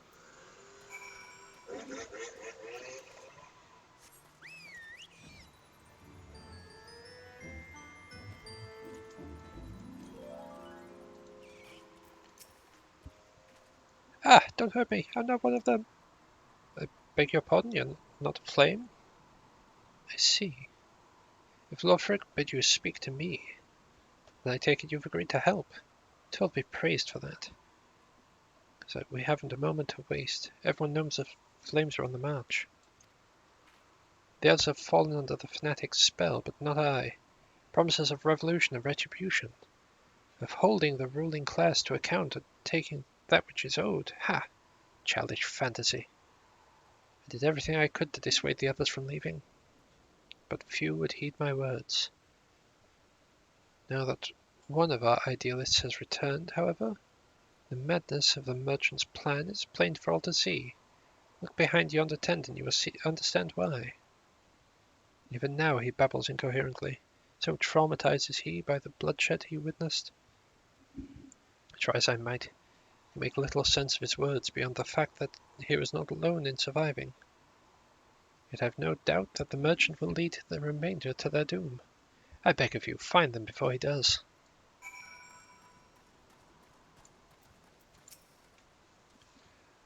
What are you doing? Don't draw. Don't draw. Don't draw. Don't draw. Don't draw.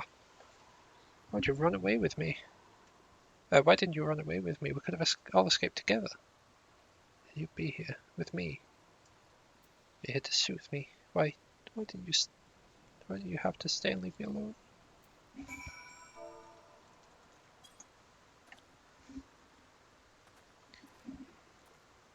Who are you? What do you want? Aye, it's true, I followed the merchant. May the gods strike me down for my folly. What they will not give, you must take, he said. When we asked how, he revealed a cache of weapons and implored us to seize control of our fates. I thought about running then and there, but the others were so excited. He splits into two groups and sends us off on our own. But when the flames found us, we didn't know what to do. Our leader tried to parley with theirs, but then they started arguing, then fighting. Then everyone was fighting, and the flames were shouting to give no quarter, and oh God's the other group. They're still out there. If we don't stop them, they'll get massacred like mine was.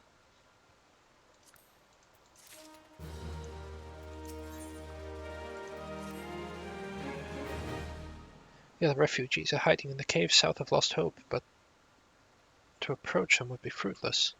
They would sooner call us agents of the Sultanate and try to kill us and listen to reason.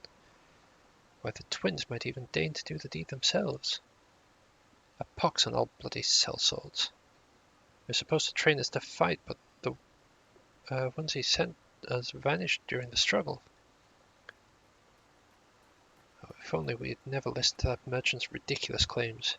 He said our cause was righteous, that the gods would never suffer us to be defeated.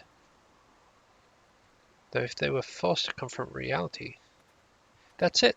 Challenge the twins to combat and show my brethren that the strongest warriors are no match for one man. Perhaps then they will agree to lay down arms and renounce this plot.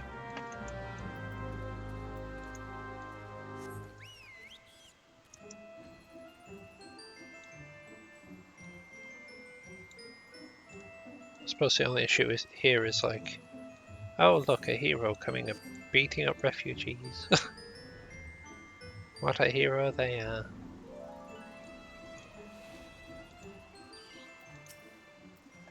Seven hells, they found us. Everyone grab your gear and make for the rendezvous point. So that's your game, is it? Ah ha ha ha. Sorry to disappoint you, lad, but we're more than willing to kill you ourselves.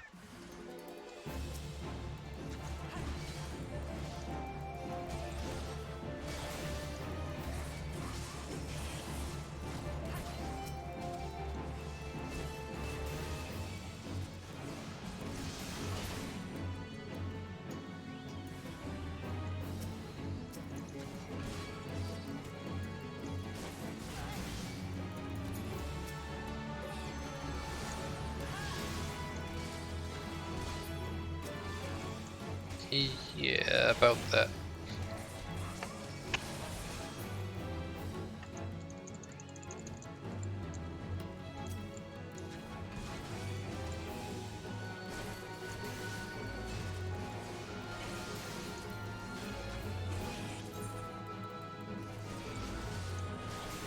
Oh, it's quite far in between stuff.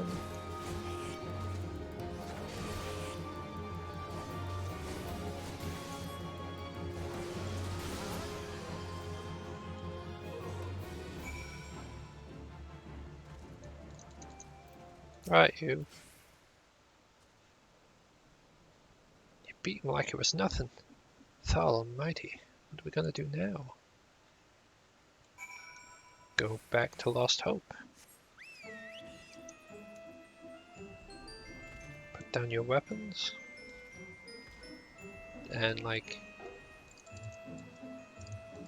turn in a guy that like rouse you to combat.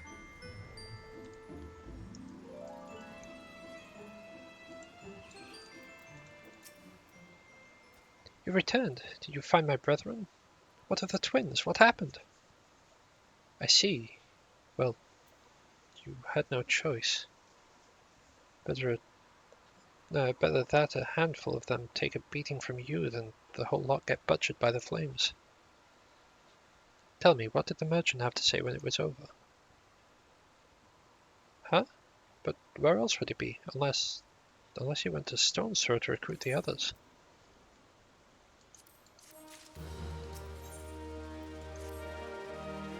The merchant wished to approach the refugees in Stone's Throw, but was waiting until the flames withdrew their forces from the vicinity. Now that they have, there's nothing to stop him continuing his work. How many more must perish in the pursuit of this futile cause? How much more suffering must we endure before it ends? Find him, convince him to cease his mad quest. It will surely lead us to ruin.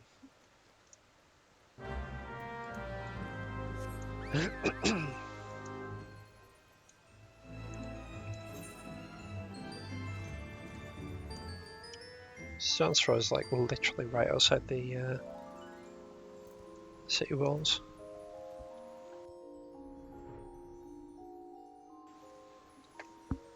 As the name says, Stone's Throw, because it's a stone's throw from the sea.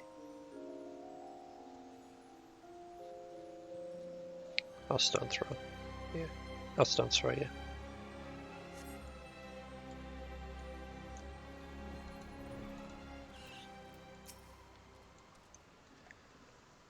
Oh, it's never good to arrive to see a crying kid.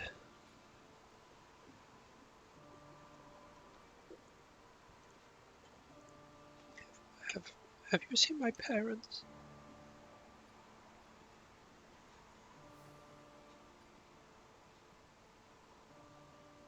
They told me to stay here with the others.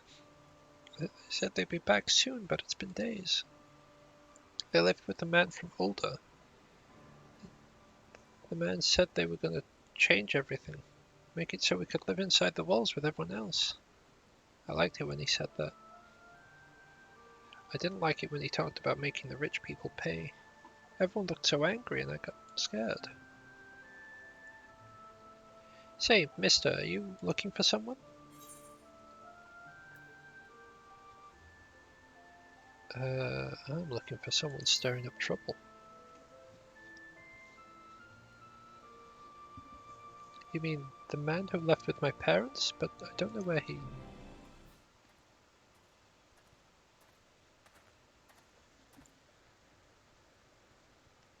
Wait, look, over there. I think that's him. Well now, which one of these gullible fools shall be my next victim?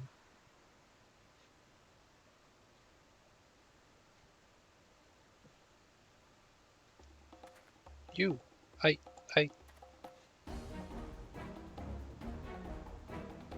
He's getting away. Go get him, mister.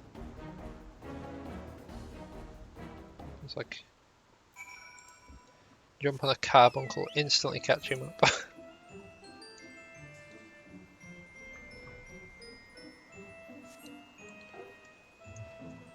Y'all ain't getting me.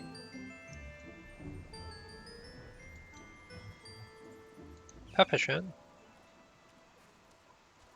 Ah, there you are. There ye be.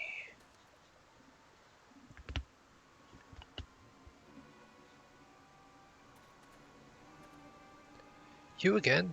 Why are you pursuing me? Sedition? Treason? Revolution? That's preposterous. Who has filled your head with these lies? Refugees? The self-same refugees who terrorized the streets of Ulda? Ha! You have no evidence to prove your accusations. None!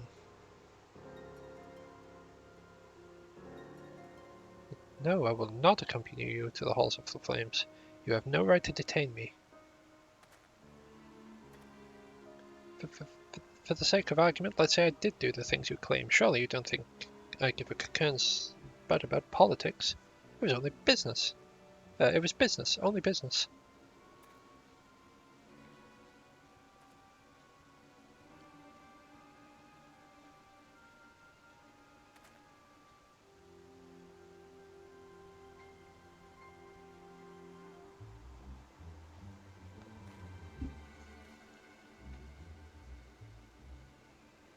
We both know I'm not the one you want. However, if you agree to protect me, I swear I shall tell you everything.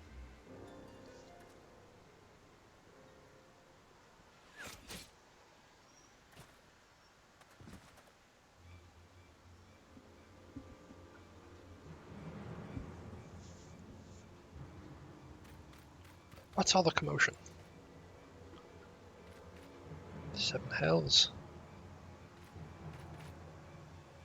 Tell the others to spread out and search the area. The killer may still be close.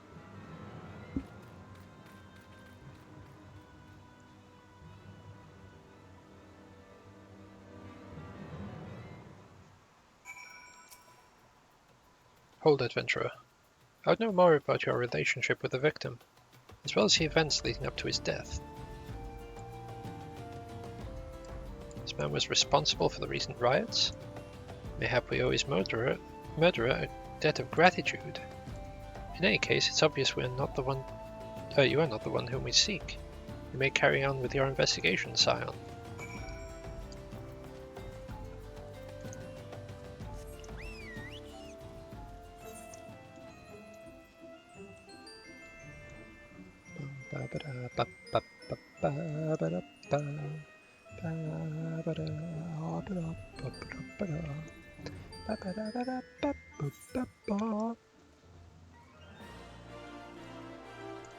Yeah, well, I'm just gonna map travel to the thing.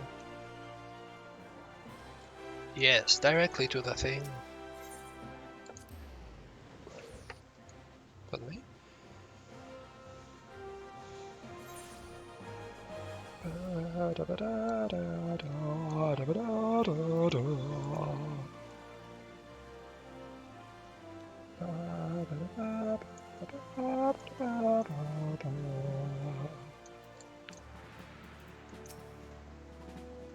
What news? Where's the merchant? Murdered? Damn it all to the 7th hell. He was not simply murdered, he was silenced. Dimony knew his face and he was ready to divulge his secrets. Do not despair, though. We may be closer to identifying the true orchestrator of these riots than you realize.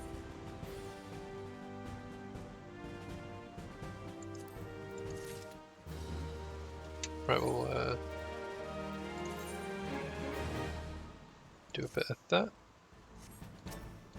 Wonderful.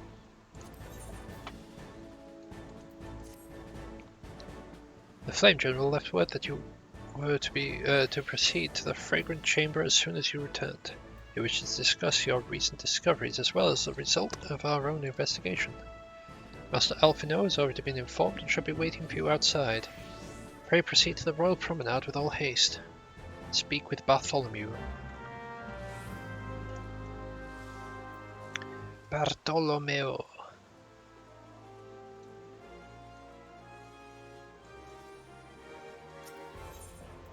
Right. Chamber of Rule, that would be the right one. And definitely not the wrong one. Went to the wrong one, that would be very bad. Mostly for me, because I'd have to find the right one. Not very bad, I suppose, just mildly bad. The sort of bad you look at and you're like, it's kind of bad, you know? But it's not like severe.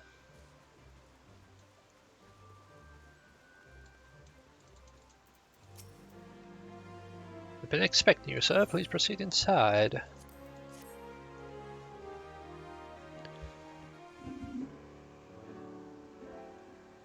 Commander Swift has kept us apprised of your recent activities. You've made great strides towards quelling the violence. Despite our best efforts to determine what provoked this uprising, truth continues to elude us. Have you uncovered aught which might shed some light on the mystery?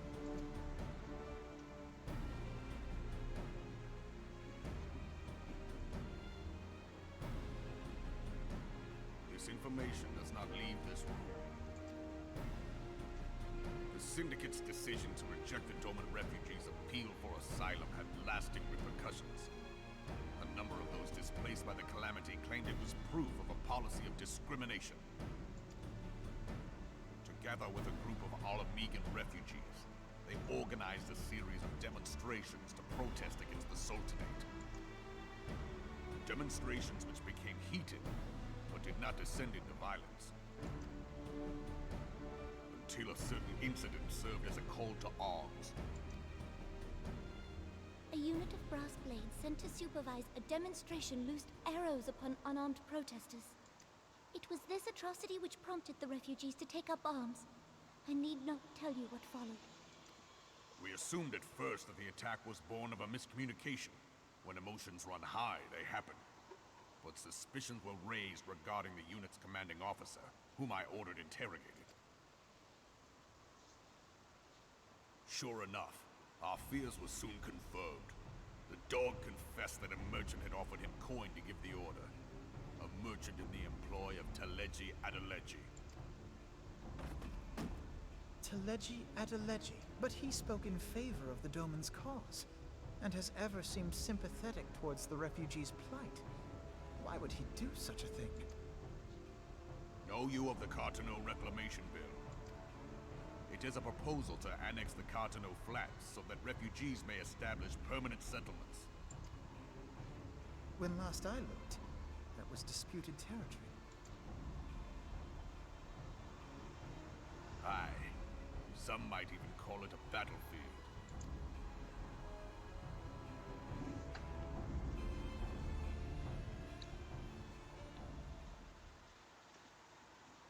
Oh dear. The destruction wrought by Bahamut was greatest at the Cartano Flats. That much is common knowledge. What is less well known is that his rampage laid bare ancient Alagon ruins, of which no record existed. There are certain differences of opinion as to how these ruins should be handled, which is why each nation maintains a military presence in the region to this day. Yet differ though we may, we are still allies. Therefore, in the interest of preserving the Eorzean alliance, we have reached an agreement. Any conflict which may arise during the course of military exercises in the region shall have no bearing on relations between our nations. In full knowledge of this delicate state of affairs, Teleji Adeleji proposed the Cartano Reclamation Bill. A shameless bloody ruse which stands to benefit him in but one conceivable way. If successful, he will gain control over the disputed territory under the guise of assisting in the resettlement effort. And you can be sure he'll build an orphanage next to every Alagon ruin.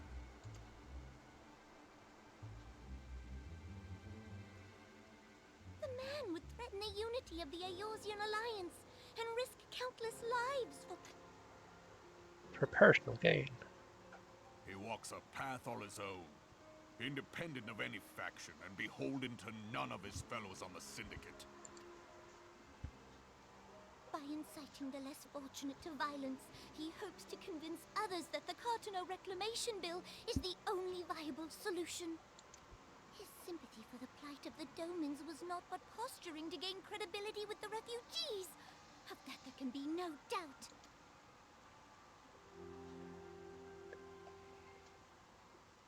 Forgive me, but what could possibly motivate Teleji Adeleji to go to such lengths? What is so special about these ruins that he would risk his position on the Syndicate, and, most likely, charges of treason against the Sultanate? Omega. Pardon?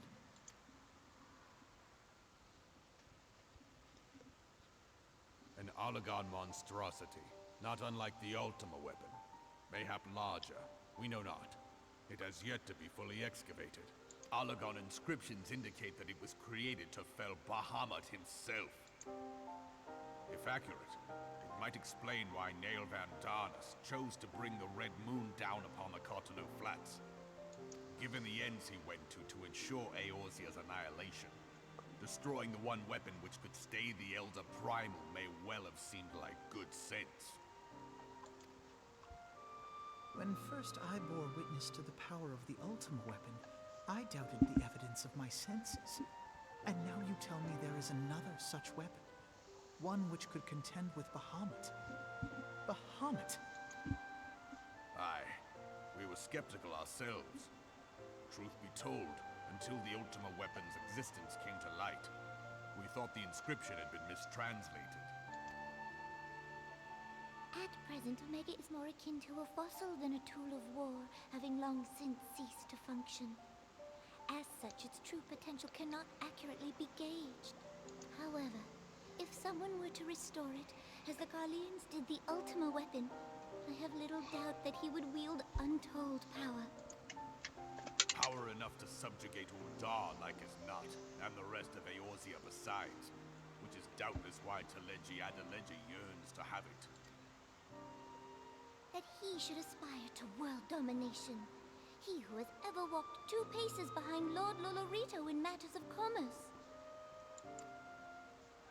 'Tis in acknowledgement of his own limitations that he seeks this power. Woe betide us all should we allow him to have it.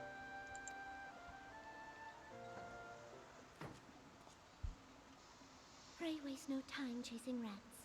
Only a fool would believe that secrets can be kept in Uldar. It would seem the implications of the Sultanate's refugee problem are rather more far-reaching than we assumed.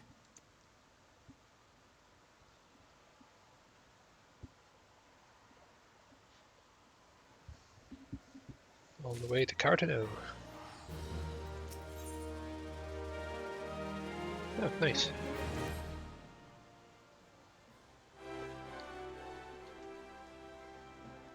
I should be glad to know the truth, and yet the thought that all this chaos was the product of one man's lust for power sickens me. How long do you think they intended to hide the existence of Mega from the Scions? That they even felt the need to do so is most troubling. It would be in our best interest to learn more of the military activities in the disputed territories. You are, of course, the Scion best suited for the task. Do take a moment to visit the Adder's Nest and make inquiries at the earliest available opportunity. Begone, whelps! This is no place for our children.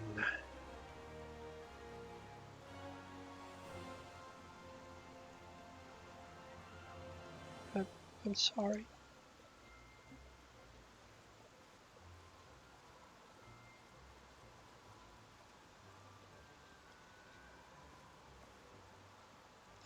I was looking for you, mister. You said you were looking for the man who left with my parents. You know this girl?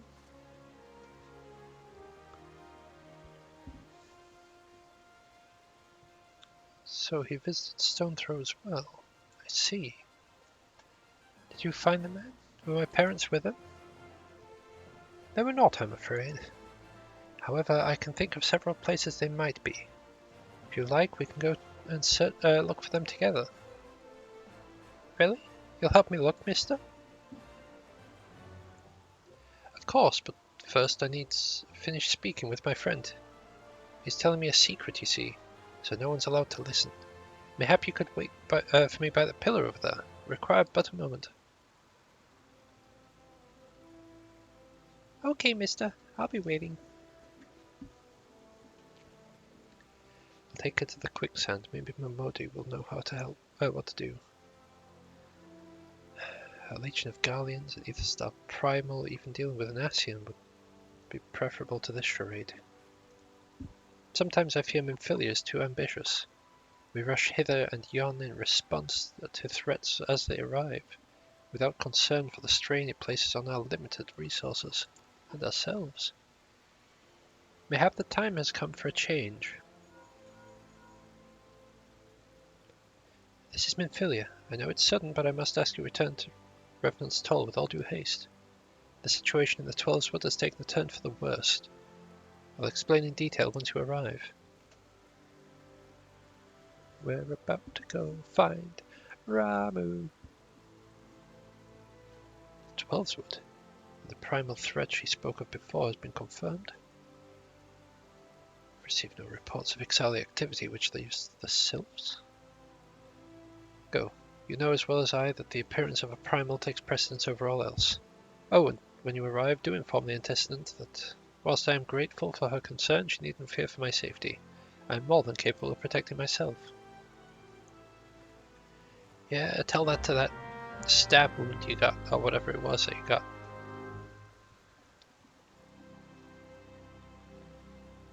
Tell that to the people that had to leave you in the Kyregion's office? The Kyregion's have offices?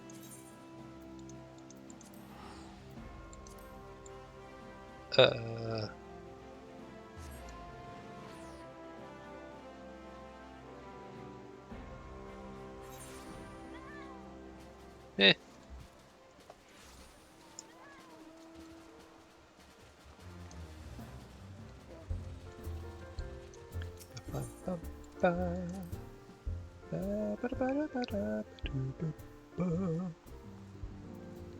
I should probably sort the extreme quests like off stream.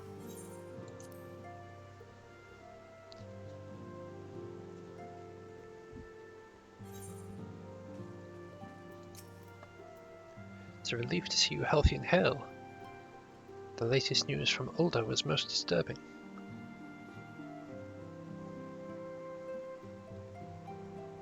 Clearly, the only injury Alphino suffered was to his ego. Doubtless, it will heal ere long. The other Scions will need to be present for this meeting. If you are ready to begin, I will summon them now. Just slap that on real quick. The Lord of Levin.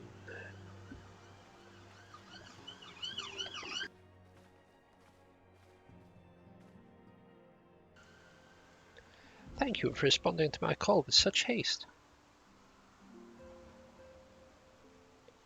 Rest assured, I have not summoned you. I should not have summoned you were it not urgent. To business, then. I have received some most disturbing news from the Order of the Twin Adder. They have reason to believe that the Sylphs may have called forth their revered guardian, the primal Ramuh. I'm sorry, may have? Then it's not certain. The Elder Seetsier informs us that the elementals themselves murmur of the Lord of Levin's return in the forest. The Sylphlands, however, display no sign of undue commotion. Forgive me, Antecedent, but the fact need not contradict the elemental's testimony. Unlike his more bellicose compeers, Garuda and so on, Ramuh is reputed to only act in the defense of his children. I imagine he would soon make his presence known if any were foolish enough to directly endanger the sylphs or the territory. The abruptness of this development concerns me. Were we not keeping a close watch on the touched ones and their movements? If preparations for a summoning ritual were indeed underway, it would surely not have escaped your notice. Oh, it didn't. I was precisely sure it was going to happen, just not this soon. I beg your pardon, you foresaw this eventuality and did not prevent it? I told Papalymo. I suppose I could have reported things to Minfilia earlier, but there honestly wasn't much we could do except wait and see. You know how the Sylphs feel about people poking around in their territory? They already summoned Ramuh once right after the calamity, but that was because the Galanes came trampling through the forest. And so long as Castrum Orion stands, the Sylphs cannot be blamed for wishing to have their guardian deity on hand. In short, Ida and I are in agreement. The actions of the forest folk were inevitable and unavoidable. And I maintain that observations would have remained the best policy had it not been for the sudden influx of strangers into the Black Shroud that, alas, we did not foresee. By all accounts, the recent violence in Uldar drove a number of refugees to seek safety under the concealed canopy of the trees. It is like that the sylphs perceived this panicked migration as yet another invasion, and quickened their efforts to summon their god.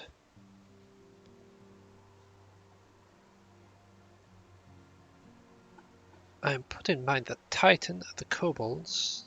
Once again, it is the affairs of men which has paved the way for the Primal's coming. Indeed, one cannot help but wonder what manner of place Eorzea would be without the civilizing influence of mankind. Be that as it may, this regrettable development does afford us a unique opportunity. Through your dealings with the sylphs of Little Solace, you once succeeded in preventing an untimely conflict with Gridania. I wonder, might one who has treated with the sylphs so fruitfully in the past not achieve similar success with their patron deity? If Ramuh can be convinced of our intentions, it may be the first step to breaking the cycle of primal summoning. A fond hope. Were such a thing possible, we would not have been at war with the Beastmen since time immemorial. But maybe this time we can... Let us continue this discussion anon. We must needs first consult with the nation most affected by Ramuh's presence. The Elder Seer has requested your personal involvement. Pray report to Commander... I always struggle with that name. It's like Hilua? Hilua? I'm honestly not sure how to pronounce that one. At the Adder's Nest as soon as you are able. Steel yourself for the worst.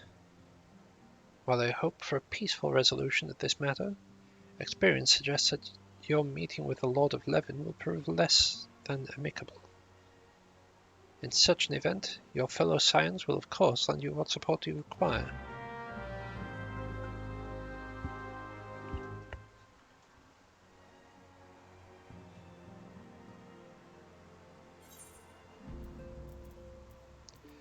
Right, return back to New Gridania, yeah. Bye! I should really use return more when I'm going to New Gridania.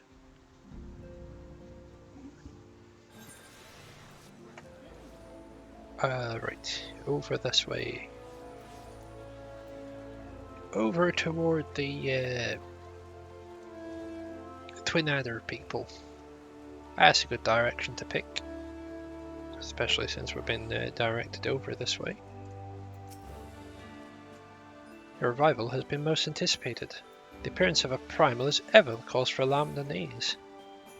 Though my men stand ready for any eventuality, I know of none more qualified than you to snuff out this threat.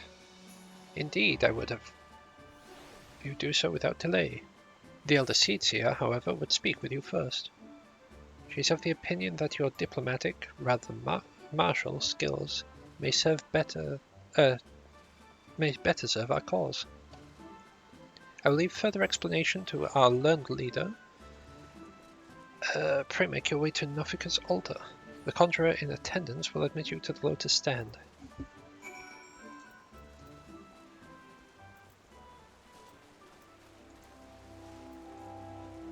Then what we'll do is we'll leg it back here.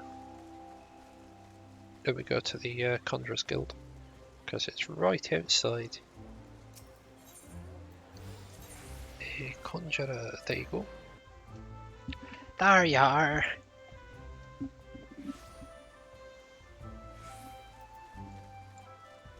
Alright. The other signs have already arrived, sir. May I show you in? Yes, yes you may. Thank you. It's real bright here. Real bright.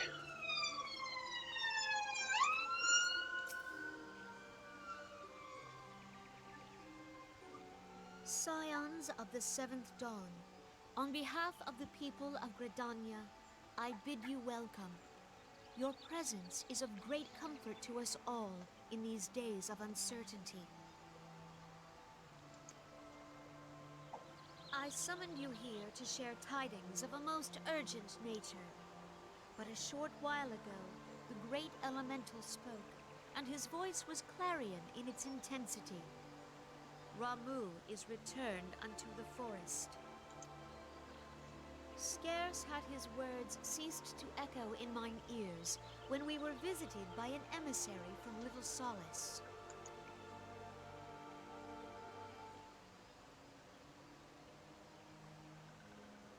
Our guest informs us that the Sylphs, too, have sensed the presence of the Lord of Levin.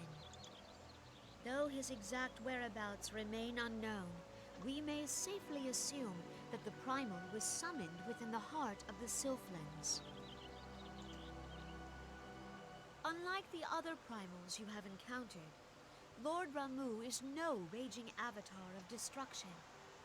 He is revered as much for his wisdom as his strength, serving as both arbiter and guardian to his children. Given that we and the Sylphs found a way to share the Twelves Wood, it is my hope that this sagely immortal will be amenable to reason, and that conflict may be avoided. Blessed as you are with the power of the Echo, you are one of the few among us who may commune with a primal without fear of influence. I would ask, therefore, that you represent us in this most delicate of negotiations. The Twelves Wood has suffered enough. Upon this, we and the Sylphs, and I would venture Lord Ramuh himself, are in perfect accord. Let us not endanger our shared home by engaging in unnecessary hostilities. Dear friend, I beseech you, safeguard the peace which exists between our peoples. Nod. You have my thanks. I'm so happy. Pray make for Little Solace, then. A member of the Order of the Twin Adder awaits you there. He will advise you on how to find the Lord of Levin. An ill wind blows through the forest. Yet, it is not only the Twelves Wood that flinches at its coming. All the lands of Eorzea shiver in dread anticipation. Have care.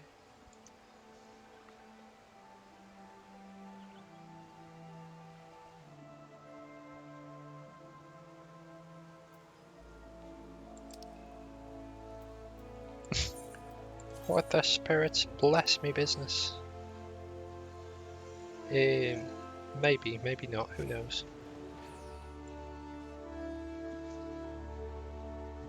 Well, truly, what is a blessing to a business?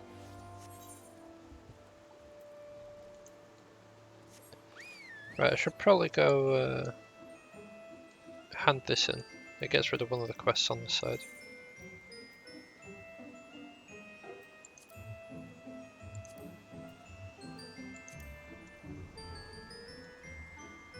So I go to hand in, it's just like, haha, actually, you have to do the thing first.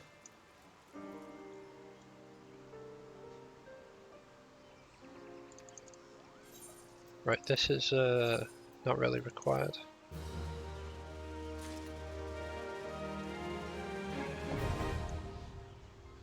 Oh, okay, so that guy was just... Alright, that's fine.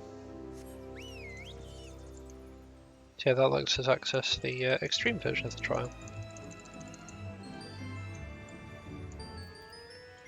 And for that one, I just need to go attune with the Aetheryte, I guess. And I can hand in. So if I look at trials, I've got like hard there and then extreme there. The extreme one is a scary one. Much strong. I was told to expect you. I understand you go to treat with the primal Ramuh himself. An unenviable task, but one for which I have no doubt you are well suited. I was told that your fellow Scions are conducting an investigation in the area as we speak.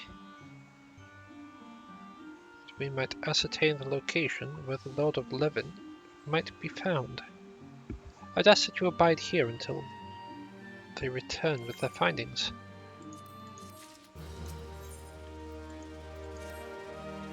Levin impression. I was told that a messenger would be sent as soon as your fellow Scions finish their investigation. I do not imagine it will be much longer. Meow. This one returns, and this one returns with good tidings. Wise ones have finished searching, and have wisely identified the precise location where the Touched Ones summoned Ramuh. Your timing's impeccable, my fluttery friend. Might you be so kind as to escort this good man to his fellow Scions? It would be this one's pleasure, Walking One. Please, please, come with this one.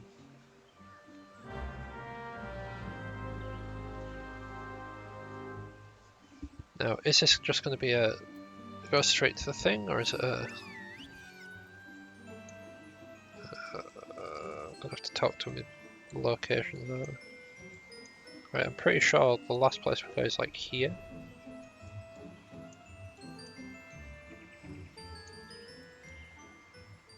That looks pretty cool.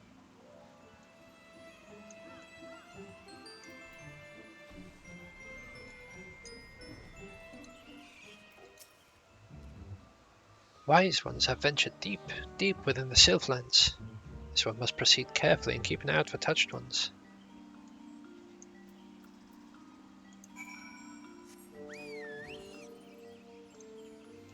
This was substantially worse.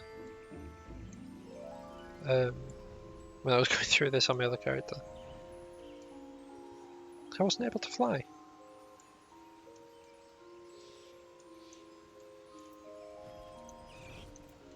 I had to run everywhere. This one is most sorry, but this one can go no further. Draw too close to Lord Ramuh. This one may turn mean and nasty like Touched Ones. So this one must say farewell for now. Walking Ones will find Wise Ones not far from here. To the south. Go in safety, Walking One. Okay, so we'll go down here. We don't go up there, we go down here. Does it maybe end like here?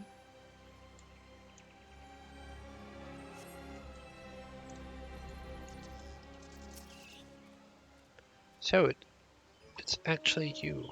I'm relieved. For a moment I thought we were dealing with another one of those confounded sylph tricksters. I swear, with them wreaking havoc with their skin-changing magics, it's a wonder I was able to finish taking my measurements. Yes, it's quite an ordeal. You should have seen the look on your shoulder's face when the one impersonating you suddenly showed up. That's quite enough, Papalimo. Ahem. My apologies, it's not like me to ramble so. At any rate, I have finished measuring the etheric activity in the area, and I am pleased to say I have reached an indisputable conclusion, to wit, that Ramuh was called forth in the vicinity of the Sylph's Aetheryte. Come, the Lord of Levin awaits.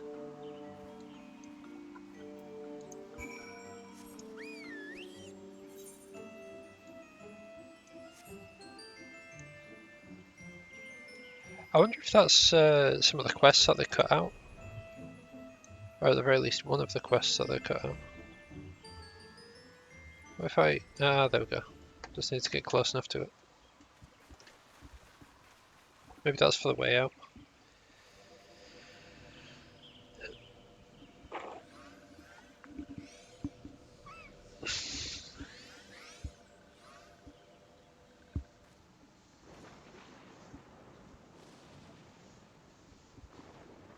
Thine order betrays thee, servant of hiding.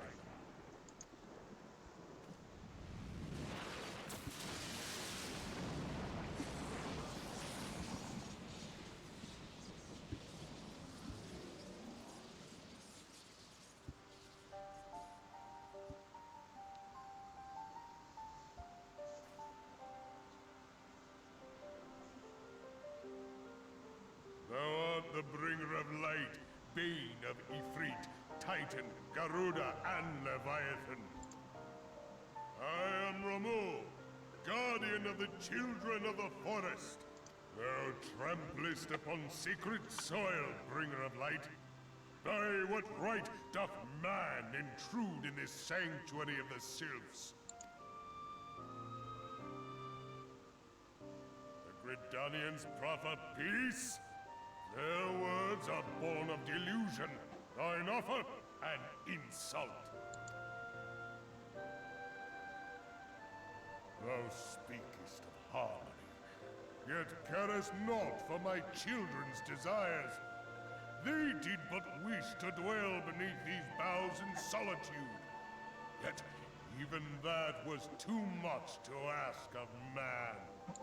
Thus did they turn to me for succor. The sentence I pronounce upon thy kind is just. Gridanian or Garlean, it matters not. The good intent of one excuseth not the misdeeds of the other. Thy conflict hath brought naught but anguish and misery unto the forest. All blame doth lie with the darkness that resideth in the breast of man. Whence sprung this calamitous seed? In the beginning no such duality existed, for light and dark given form when man was born. It would explain much. Not least why strife and sorrow follow ever in thy wake. Thou canst not deny the urgings of thine own nature. Knowing that thy mere presence here portendeth tragedy, wilt thou persist in this pretense of peacemaking?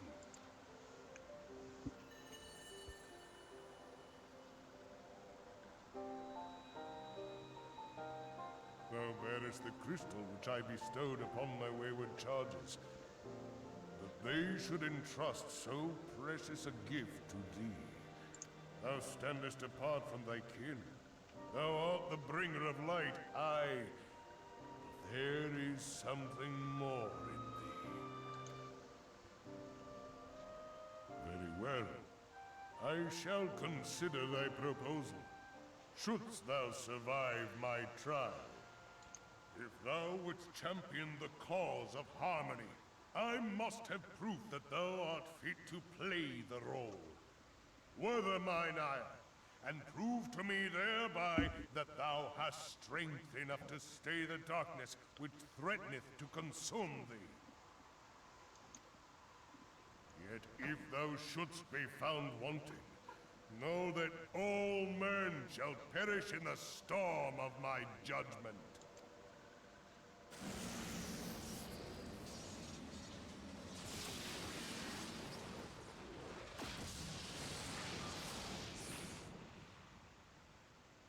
Come to me, bringer of light.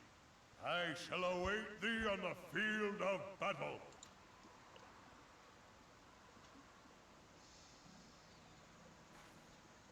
Urianger, it is rare indeed to find you so far from a tome.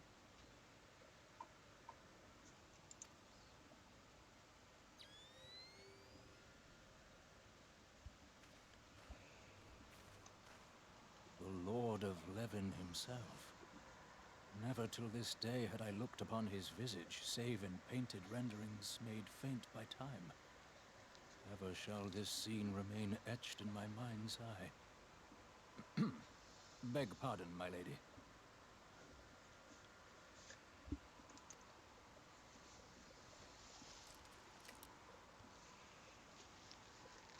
I must beg thine aid on a point of research. If thou art resolved to face Lord Ramuh, I would ask thy leave to observe the event.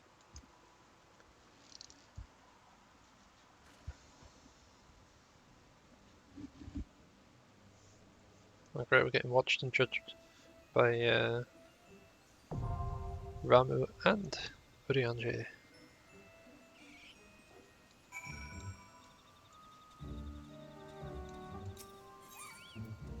Dang it.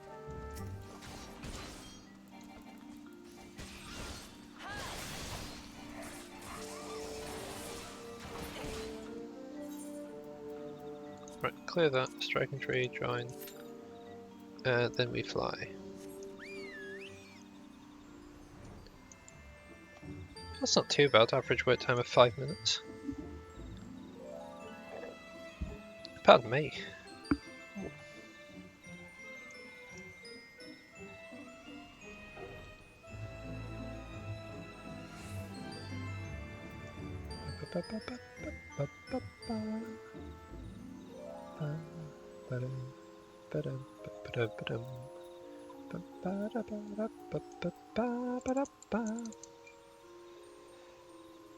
Right, so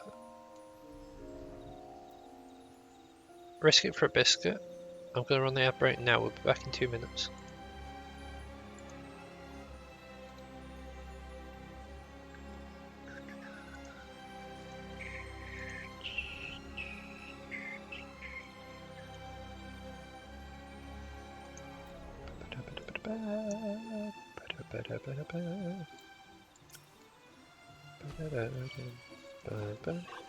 Oh god, I aggroed so much stuff. I really wanted this one.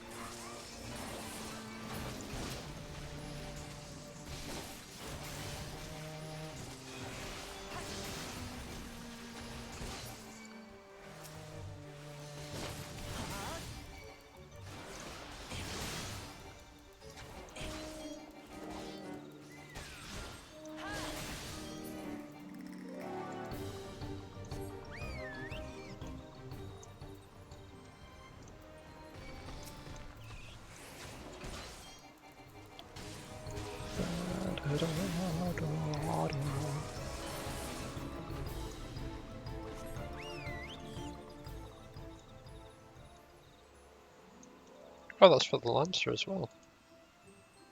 Not bad, not bad. It's quite fortunate.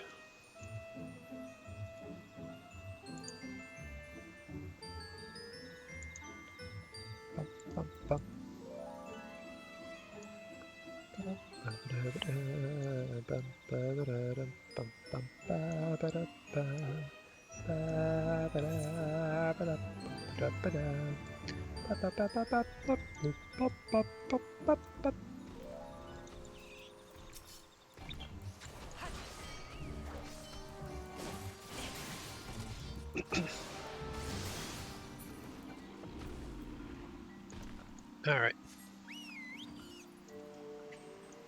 What says it? 3?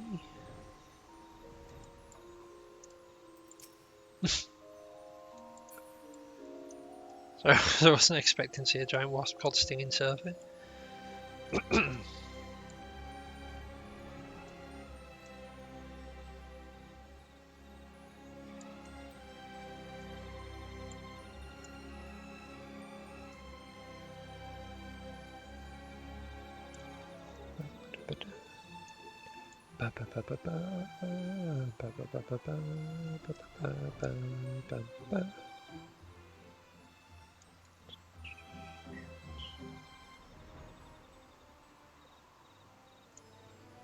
Weird.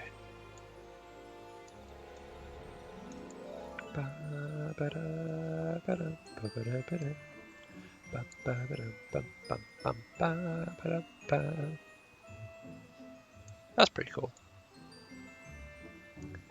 That is not so cool.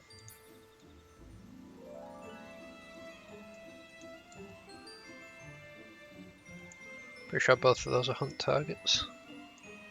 Melt and Stinging Surfing.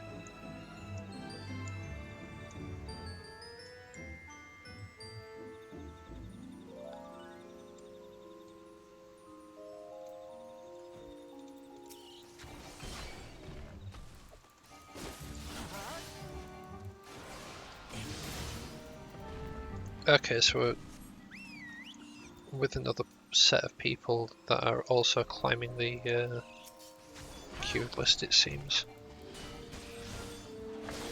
Looks like we're going to have another Leviathan issue.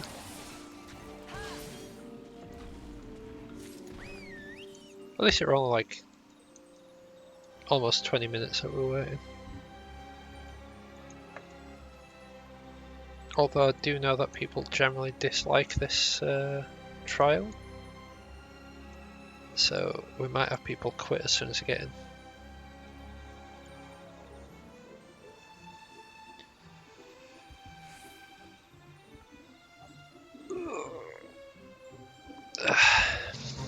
Decrypted.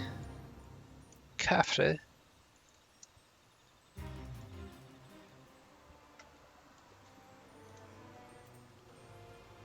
Thoroughbred Sylphic fighting bone known as Kafre has turned on its masters and is now wreaking havoc in the 12's-wood. Savage creature has never known defeat. That must change, else there will be more sepshed. We get it because I like cabbages, so instead of bloodshed it's sap.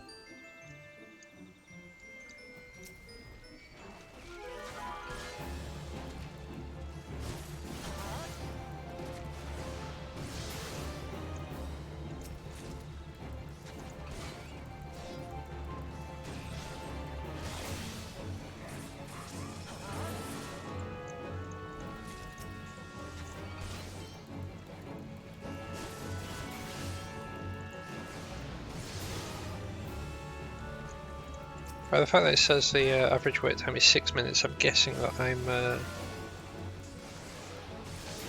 presently the only one in queue, maybe?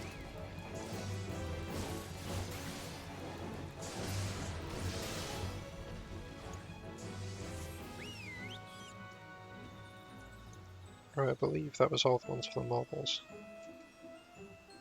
Yep, completed. Nice. What else have we got? Where actually are we at the moment? We are in East Shroud. Okay. So where's Lark's Call? That way.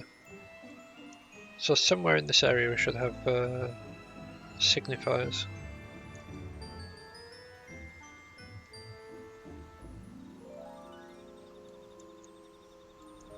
Just a matter of finding the Imperials first, I suppose.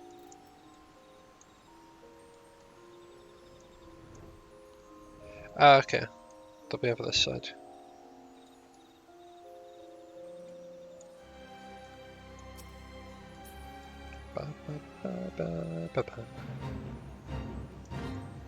Nope, don't need those. Nope, that's all sylphs. Nope. Oku. Moroku. Signifier, there you are. Eat. Oh, it had to be. Why do they have to be a caster?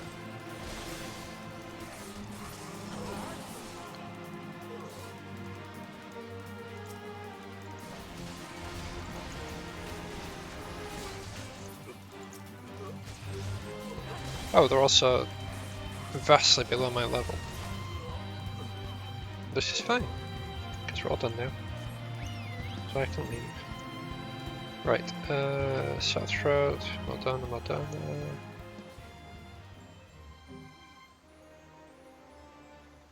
Okay, so we need to go to South Shroud.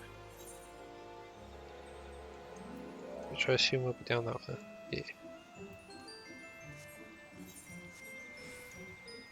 And we are looking for wild hogs. Luckily, I know where those are. They know where you get told to go for. What's his name again?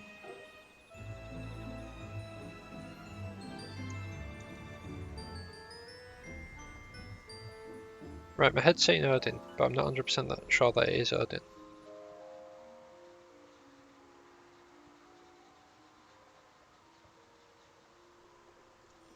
Though the more I think about it, the more that I'm thinking it is Odin.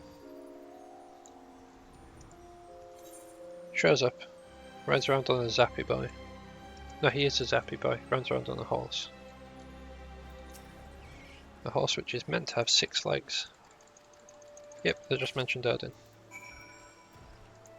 That just confirmed it. Odin, the dark divinity. And he lives up over this way.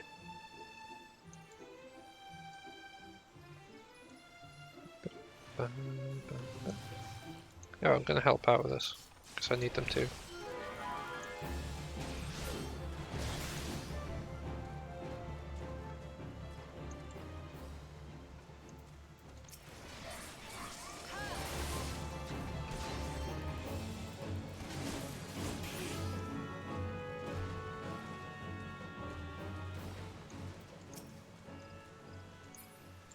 Tell you what, because they're probably here getting something important, I'll go for the further away ones.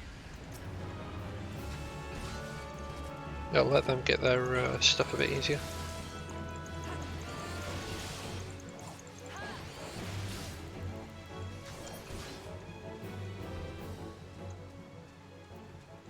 It's 4.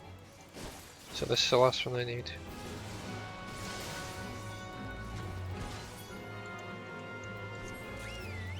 And then we can bypass that one as well.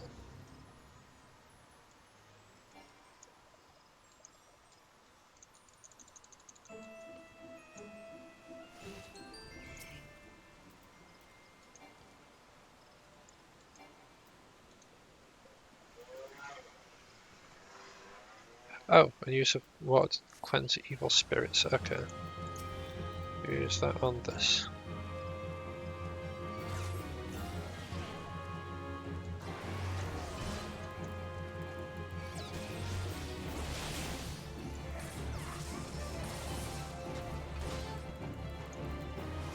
There we go. There we go.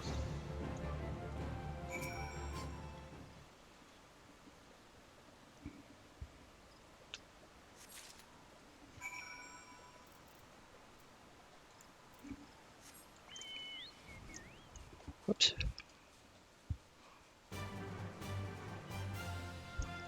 Looks like we're using this.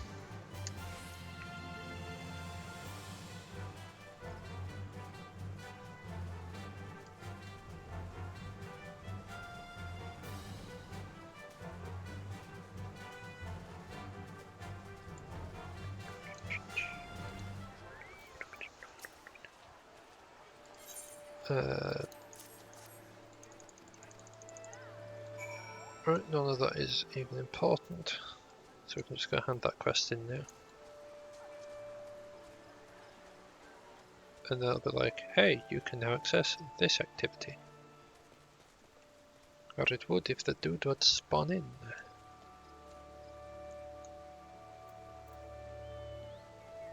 Got to wait for Simi to spawn in.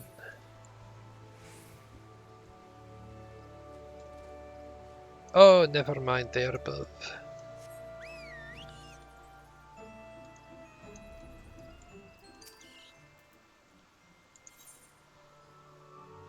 Yep, the Dark Divinity walks among us now.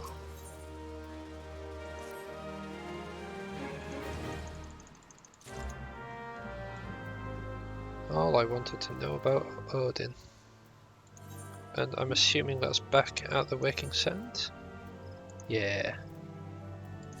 That'd be, that'd be.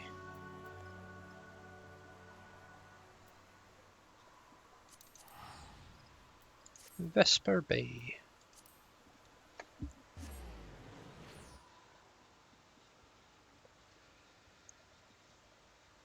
Not gonna lie, we're more than likely just gonna be stuck on this one for the rest of the stream. I'm highly doubtful that we will get this Q pop.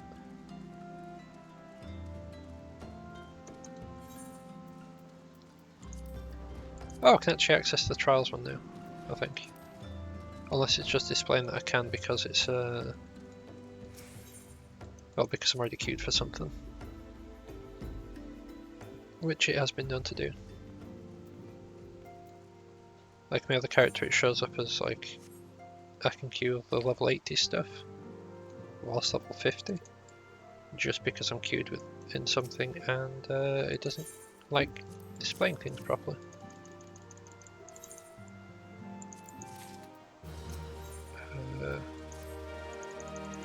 Whirl of a time.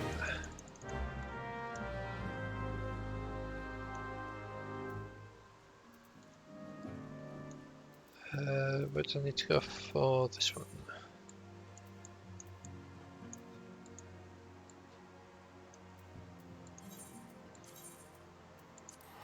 Yeah, whilst we're waiting, I might just go and sort these out.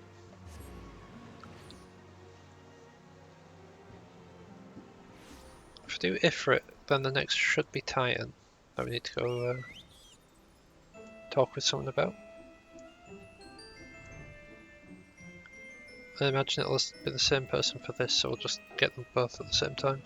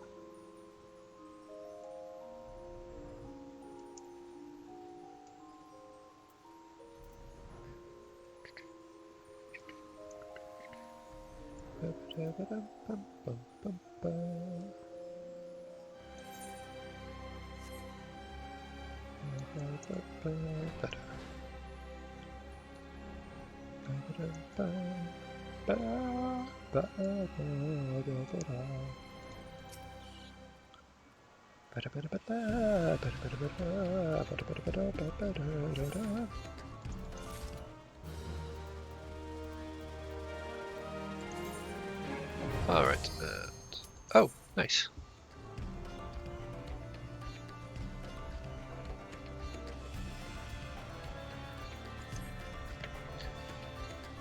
I guess I'll sort the other ones out, like maybe off stream.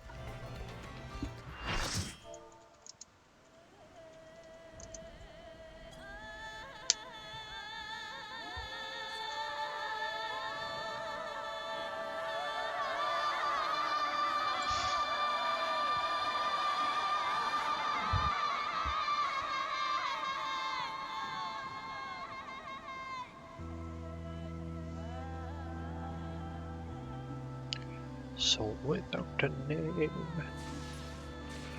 my cause.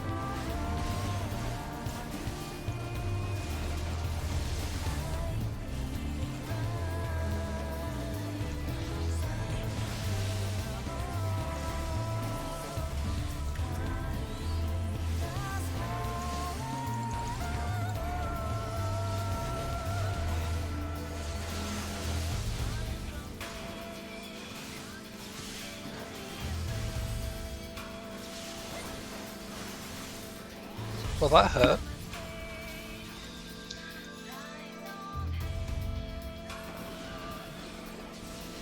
Don't move, I should be fine. Oof.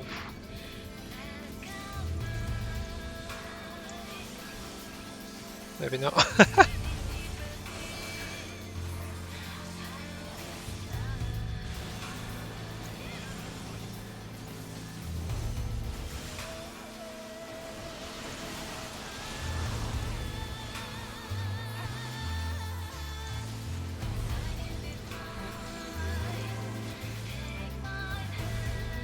Oh god, no.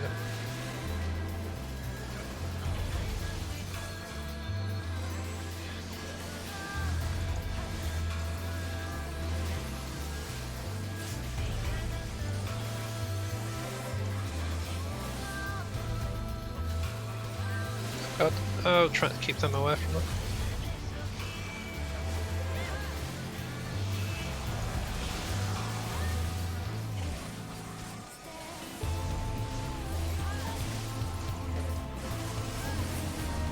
Oh god,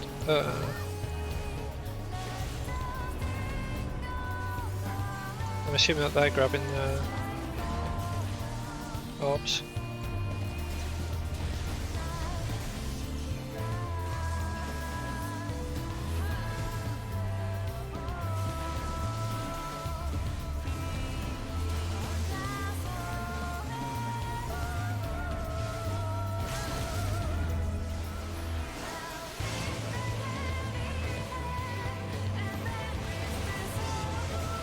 Nice.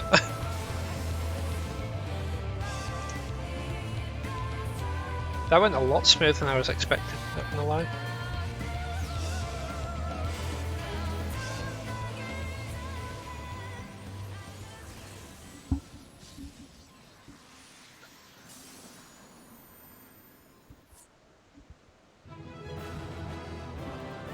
Recommendation.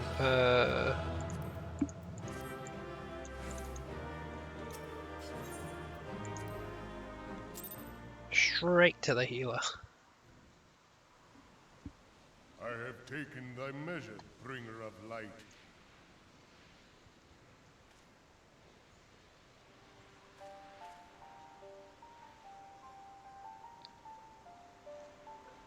And I judge thee a worthy champion. The task of excising the sin that hath taken root in man's heart is thine.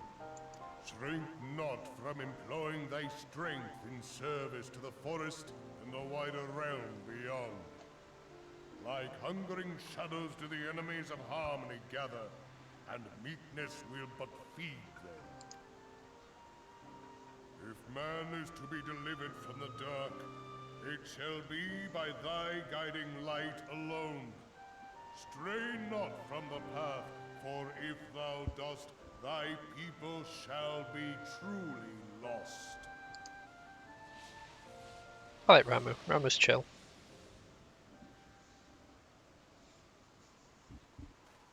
Thou hast slain the Lord of Levin. A regrettable act, but a necessary one.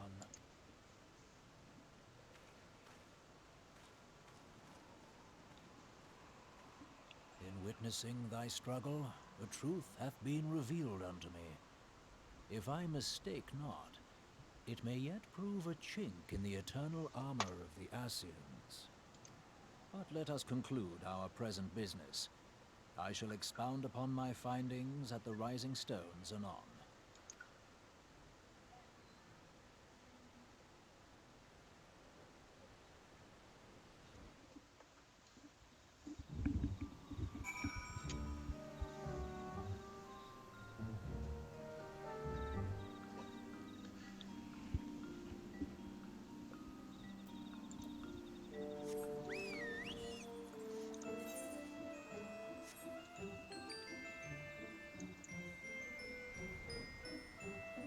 Looks like folks are heading out, but to what end?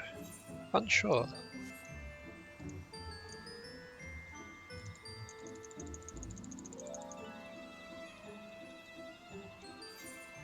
Well, I'll just have to message to find out later. Alright. You've returned. Dare I ask how Ramuh received your visit? He challenged you to a test of arms? It is well then that you have some experience in such matters. The people of both Gridania and Little Solace will be relieved to hear that the Lord of Levin has accepted you as the forest's champion of peace. You have performed monumentally. What did I try to say? Momentally. A monumental duty this day. The elder seats here will be informed of your deeds at once.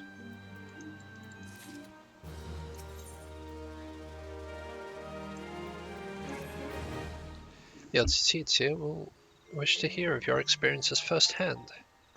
Pray return to Gridania and make directly for the Lotus Stand. The conjurer at Nofika's altar will be expecting you. Farewell, Private Travis. Farewell. Oh yeah, I can just return, can't I?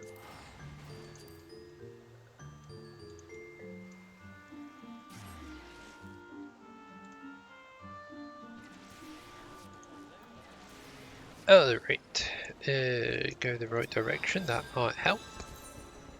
Conjurer.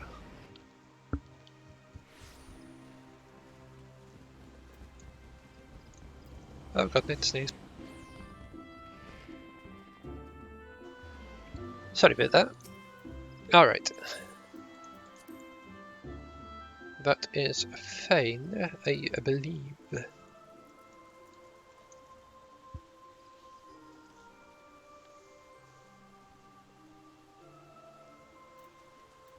I'll just walk in the water, it's fine. Wet feet never hurt anyone, right? You are returned to us, Oh, it dear did. friend, Oh dear. and none the worse for bearing the heavy burden which I did press upon you. Most glad am I of this. I am informed that your efforts to negotiate a peace with Lord Ramuh ended in conflict. Pray tell me, what befell? Well, he said I had to look Ramuh over made everything now. trial of you. I fear there is truth to his claim. It is the darkness within us that attracts the darkness without.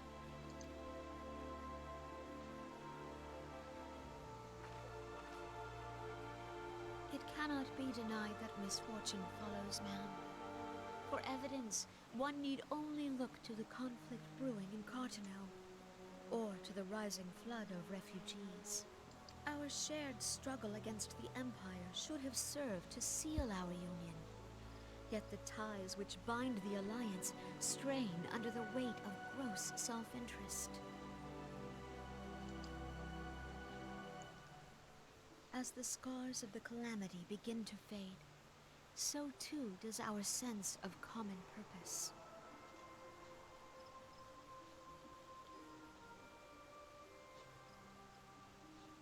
Yet now is scarce the time to forget our shared responsibility. If this new-sprung realm is to survive beyond its infancy, it must needs be nurtured by all. Eorzea must be as one. Yet I fear that dream is still far off.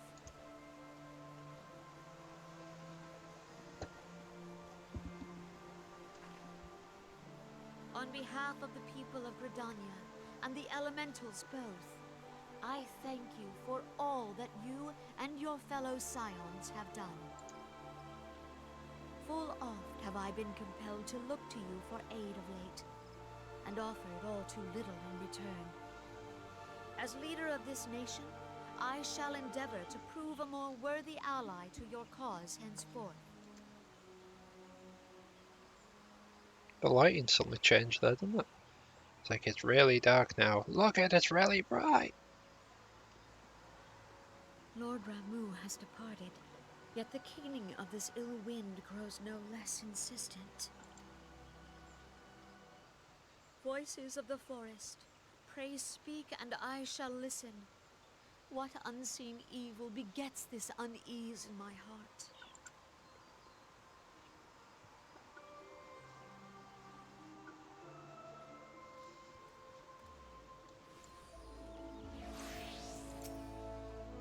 Thus ends another daunting mission. I had hoped Lord Ramuh could be persuaded with words alone, but nonetheless, I can only admire the adroitness with which you responded to the Primal's sudden challenge. It seems that Urianger too was pleased with the outcome. What say you?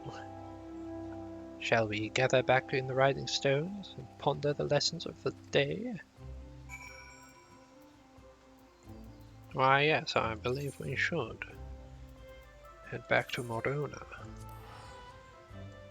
That is a really big sword. Look at that. Crikey. Do your back in trying to swing that. This way. Whenever I land in, I'm always really confused. It's like, I know which building I'm supposed to be going into, but it's facing me a weird way. I'm not entirely sure which direction I'm supposed to be going.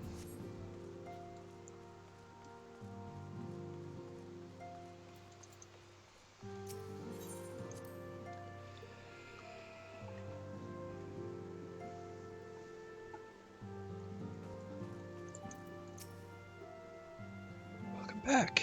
Word of your momentous encounter with Lord Ramuh precedes you. I would fain share news of mine own, but Urianger's discoveries must take precedent. Upon witnessing your defeat of Lord of the Levin, our learned companion was struck with a profound insight regarding the nature of the Ascian's immortality. Let us assemble and discuss his observations together.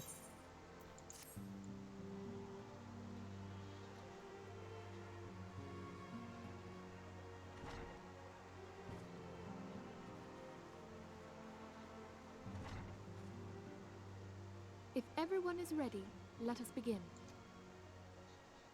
Urianger, the floor is yours.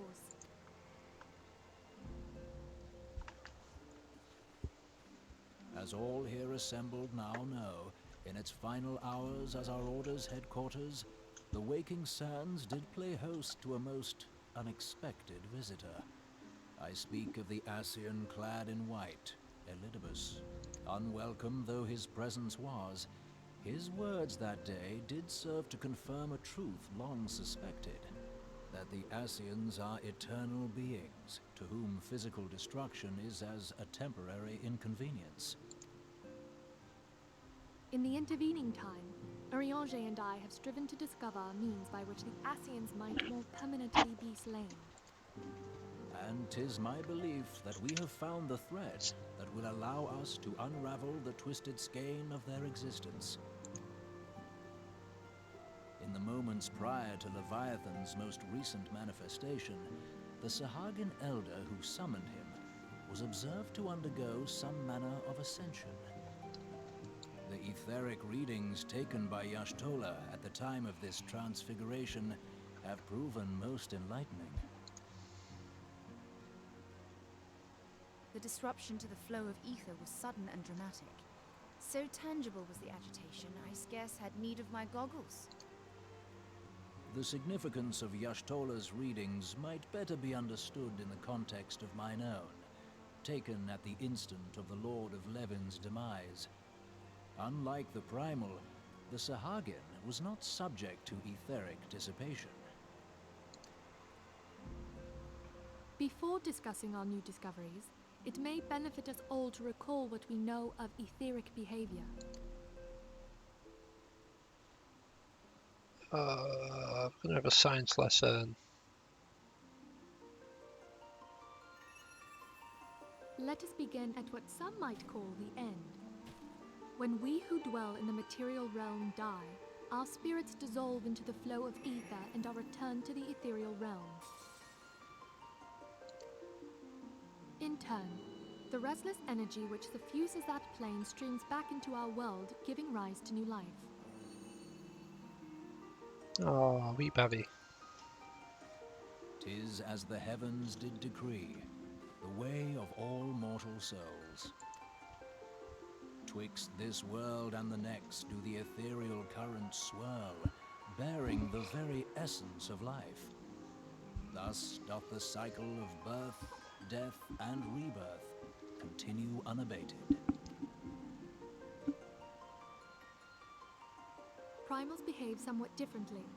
In order to manifest and then maintain a physical presence in this realm, they must consume vast quantities of ether, most often in the form of crystals. Though they may seem to live, their flesh is but ether-given shape. Thus, a defeated primal leaves behind no broken corpse. Rather, the essence of its form seeps back into the land whence it came, and the energy of its shattered spirit is called back to the ethereal realm.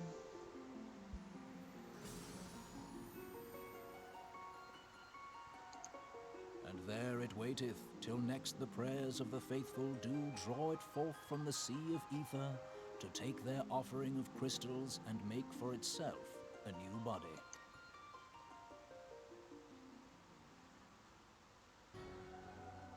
Which brings us on to the third group, the so-called immortals. They exist in a manner all their own. Quite. Even as the Sahagin Elder fell to the Admiral's musket shot, I witnessed the release of an ethereal cloud, which immediately took possession of a nearby minion. A soul that dissipateth not upon the death of the flesh. The secret of life everlasting, and in the claws of a Sahagin no less. I wonder, what would happen to one of these obstinate spirits, should there be no suitable host for it to claim? If mortal death entails a return to the ethereal realm, it seems doubtful that the soul of an immortal would venture there. Nay, it merely withdraweth the distance, unto the shore of the ethereal sea, perchance, but no further. Yes, it exists in neither this realm nor the next, abiding instead in the space that lies between them. The Ascians took control of Thancred by means of a crystal of darkness, an artifact which, if our theories are correct, serves as a gateway to the place I have just described. I was hoping people had forgotten about that. I am sorry, my friend. For a mercy, the weary road of our research hath brought us unto an answer.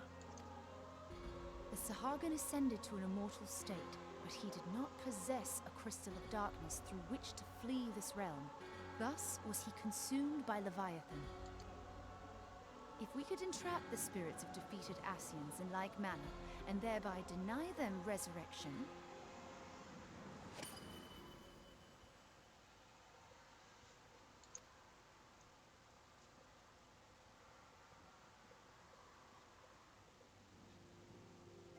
Therein lieth the path to victory.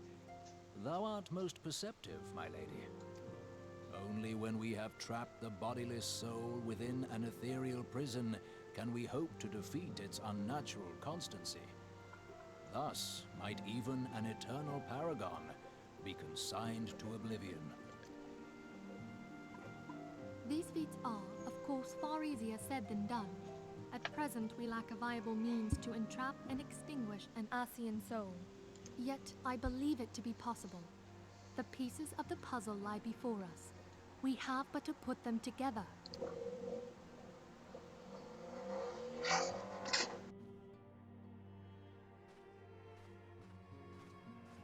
I will depart at once to convene with the sages of Sharlayan.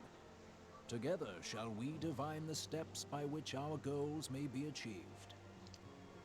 I have the utmost faith in you, Archon.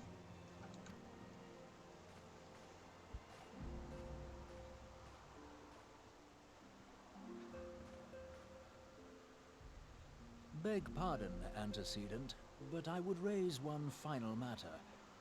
Even now, a Sharlayan survey party seeketh to ascertain the fate of the students of Baldessian. Their findings shall soon be known to us. Though you harbor feelings of dread, I bid you surrender not to sorrow, but abide instead in hopeful prayer. I shall, Archon.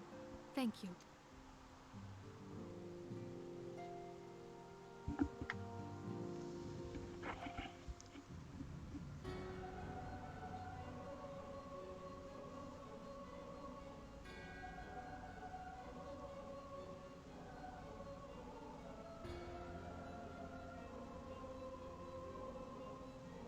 Levin is returned to the ether, as was Leviathan before him. Ramuh's acquiescence was most intriguing. Inferno, Vortex, Crag, Whirl, and Levin all have now been humbled by the bringer of light. The limitless potential of man, Heidelin's servant, grows mightier by the day. Yet he prospers at great cost to his mistress, whose strength is all too finite. 7 times have the masses survived the rejoining, but their souls are grown weak and wan.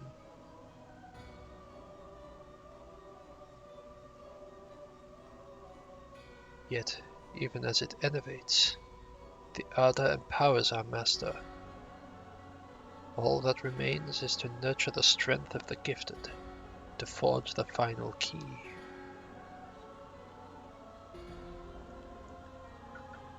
And that is a task which we bend our every effort.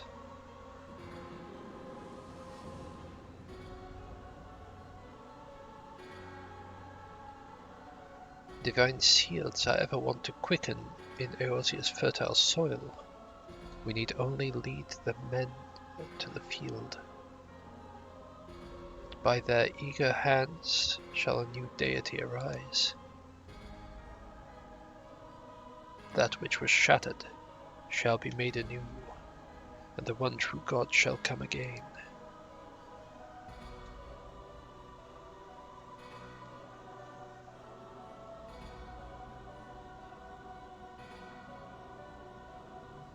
Guessing this is meant to be Zodiac.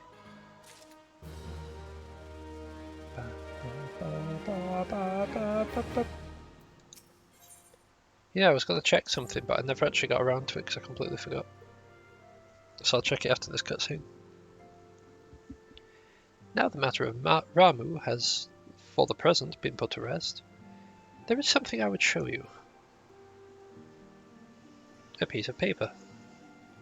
It's a letter of thanks signed by the leaders of the Eorzean Alliance, acknowledging the Scion's tireless services to the realm. It mentions, in particular, the names of all the defeated primals: Ifrit, Titan, Garuda, Good King Mogglmog XII, Leviathan, and now Ramuh. Needless to say, there is one among our number who have faced them all. I thought these words of gratitude were addressed to our order as a whole. And though these words of gratitude were addressed to our order as a whole, I feel that they were meant for you above all others. I, too, must offer my heartfelt thanks for all you have done. In the course of your duties, you have never once failed to answer my call to arms. You are a true hero, and Eorzea is that much safer for your presence. Pray do not misunderstand me. I said safer, not safe. I know only too well that we can ill afford to lower our guard. The Ascians may be relied upon to sow chaos in the realm until such time as they are forced to stop.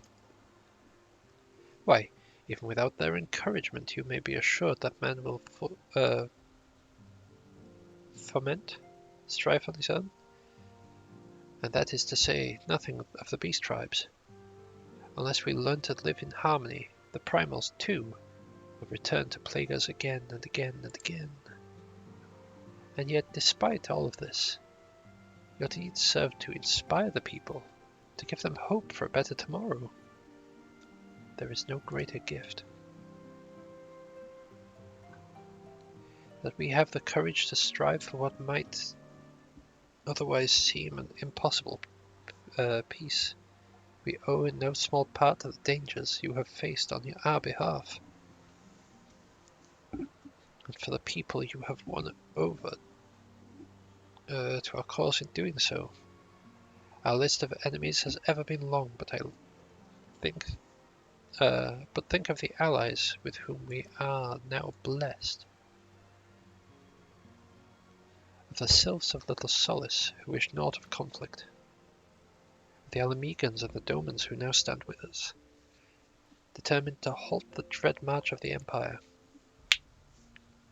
And then there are the many unsung individuals who have gathered here in Revenant's Toll, honest men and women who seek to employ their skills for the good of all. Of course, when speaking of our greatest allies, we must not forget those closest to us, by which I mean our fellow Scions. Thanks to their many and varied talents, our order is uniquely equipped to combat the far-reaching corruption of the Assassins.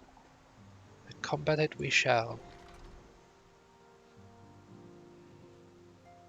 Your enthusiasm is truly heartwarming and distant. Given our embarrassing wealth of allies, I trust it will not inconvenience you unduly if I absent myself for a time. Ah, it was you. Alphino, I take it the troubles in Ul'dah no longer require your attention. There are yet some rumbling of discontent, but the air of simmering violence is largely dissipated. 'Tis to reports such that I stand before you now. That, and to speak with you concerning our the new organization we discussed. Ah, I have a message for you from Ella. You recall the refugee girl? The one whose parents were missing? They were found unharmed. She wished me to pass on her thanks to you. Why, Alphino, am I to understand that you made an effort to remember the poor girl's name? I look forward to reading about her in your report. I do hope you left nothing out.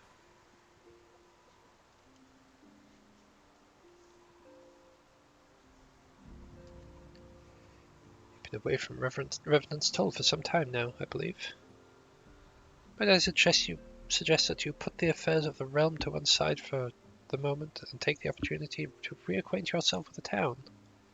Which reminds me, one of the Doman children recently inquired as to your whereabouts.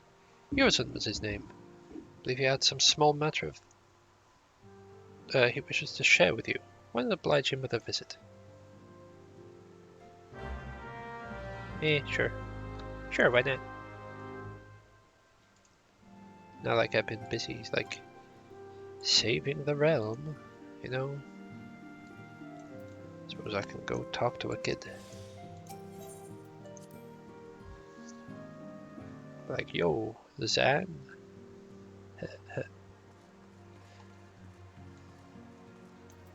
Ah, they're in here. Thought you'd be outside. Look, it's Mr. Sam Teddy. He's back from his adventures. We heard you were off fighting primals. That they're some of the strongest enemies you could ever face. Wish I could have seen you in battle. Anyway, we all want to be heroes too, so we finally formed our very own Doman Adventurers Guild to protect all the Domans. Oh, do you think you could train us today, Mr. Sam Teddy? Maybe you could show us how you fought the primals. What's all this commotion then? Oh, wrong voice. Completely wrong voice. Mr. Boulder and Mr. Coltonet. Did you know Mr. Sam Teddy is back? So it would seem. Welcome home, Sam Teddy. My companion and I but recently became full members of the Scions. I believe proper introductions have yet to be made. I am known as Horriboulder, and this bookish fellow is Coltonet. Though we remain largely unproven as adventurers, we would have taken it upon ourselves to instruct the Doman younglings in the arts of combat. I told you, Mr. Boulder, we are not younglings anymore. We are adventurers. We were just asking Mr. Samton if he could give us some special training. I think we're ready to hunt monsters alongside him, don't you? Well, you've certainly been diligent in your drills, but I'm afraid the fiends of Mordona are still ever so slightly too dangerous for you. I have a counter-proposal. What if I were to cross swords with Sam today? A demonstration of skill of arms, if you will. Or if I didn't know you any better, and I do, I'd say you were merely seeking to test yourself against a legend.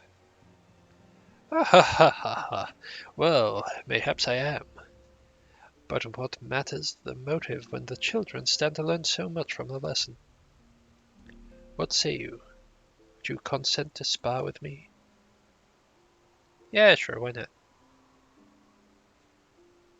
Hurrah! We're to have a tournament. Come on, everyone. We must prepare our gear for an outing.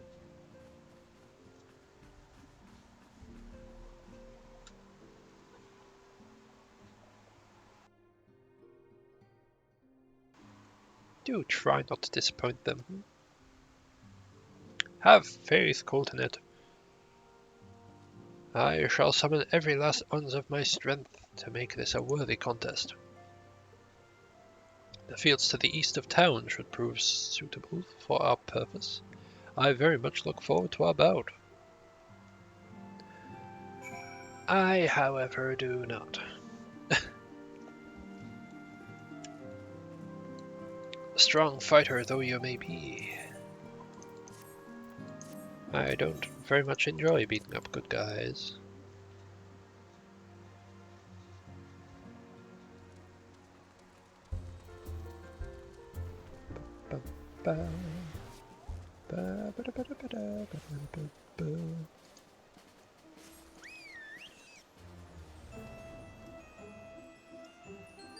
I'm not sure if I should do the Crystal Tower series like on stream or not.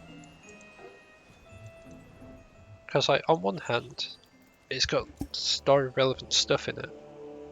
On the other hand, it takes forever.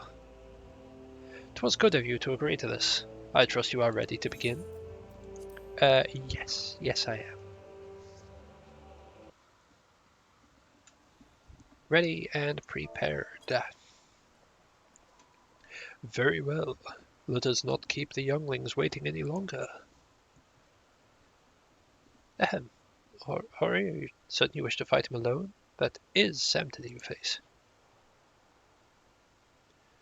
What better way to test my mettle? Pray allow me to attempt the first round unaided. After all, 'twas the hero's legend that led me to join the Scions to begin with.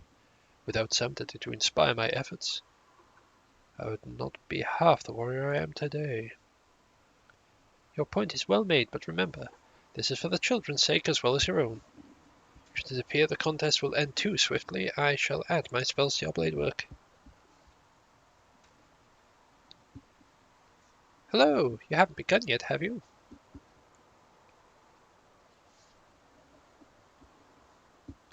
Ah, my friends are here as well. Ida? What? Who are all these people? When I heard about your sparring match, I told everyone I could find. Thought you could use a crowd to cheer you on. Yes, and there are still more to come. When I mentioned Samtid's name, the reaction was quite enthusiastic. Why, my own popularity seems to be a sickly shade in comparison.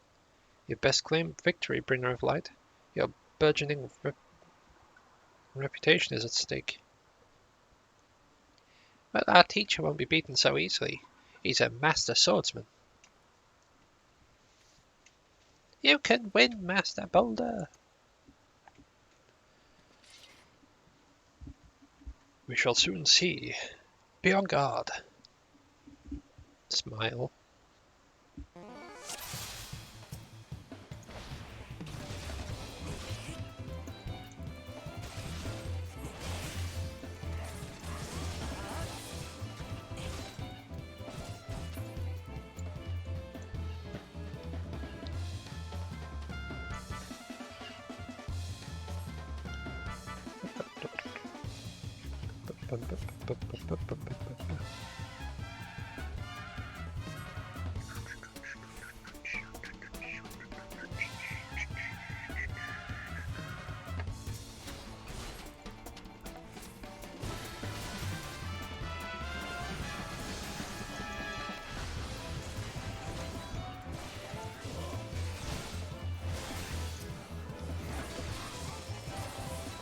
I must admit defeat.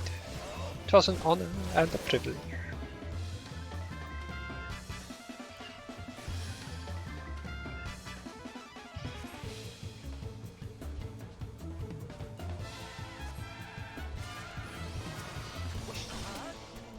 Don't be a fool now.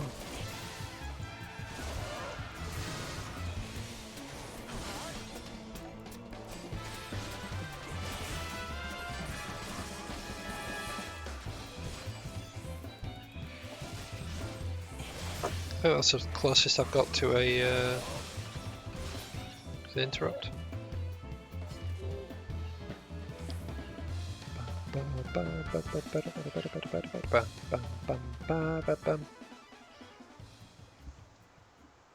You have bested me. I yield. And that's what I thought. Like, that was incredible. He beat them both at the same time. We knew you couldn't lose. None can defeat the Guardian of Eorzea. Now I see why they sent you to deal with the primals. I have much work to do if I'm ever to attempt the same.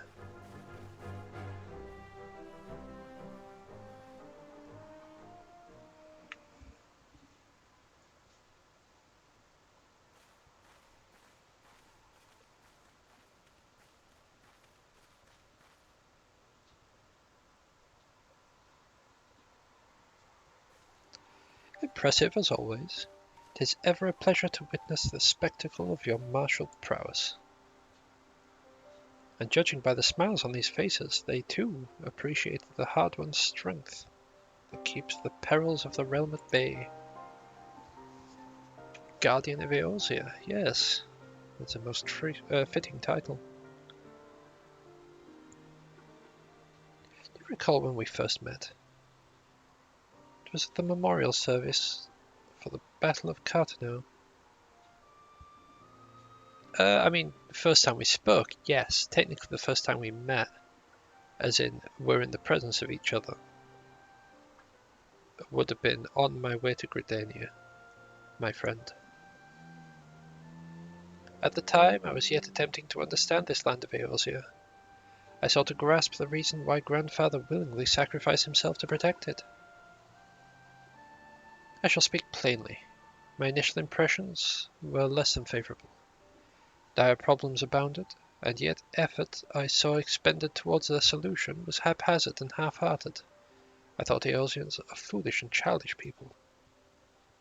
Considering the shambles their home was in, I would not have been surprised if some had chosen to swear allegiance to Gaius and the order he proposed to enforce. Delgata's single-minded military invasion precluded any such switching of loyalties, of course. Were it not for a desire to continue Grandfather's legacy, I would have abandoned this realm to its fate long ago. The threats were too many, the nations too self-involved and unstable.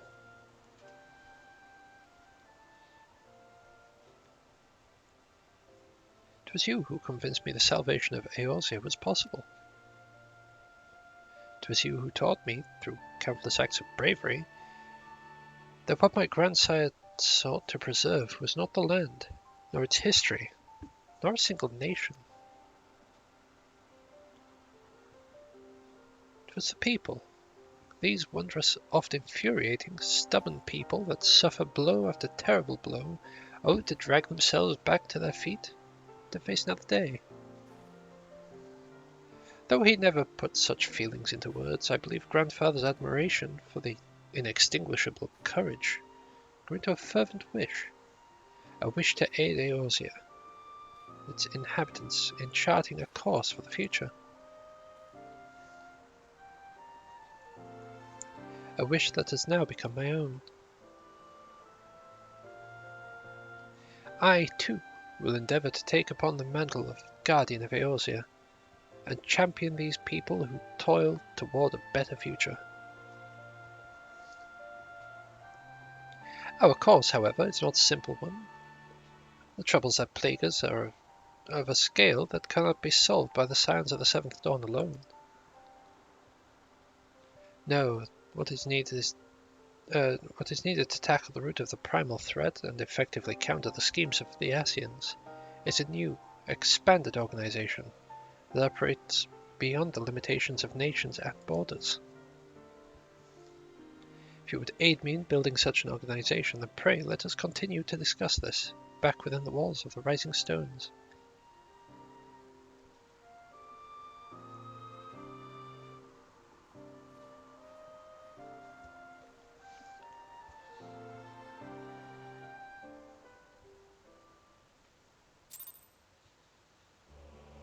Your level, it is no longer synced. It is now sunk.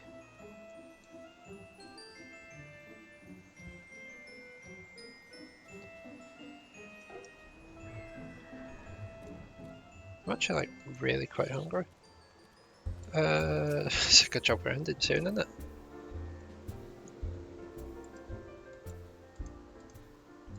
Right, what I'm gonna do right here is that site is muted, good.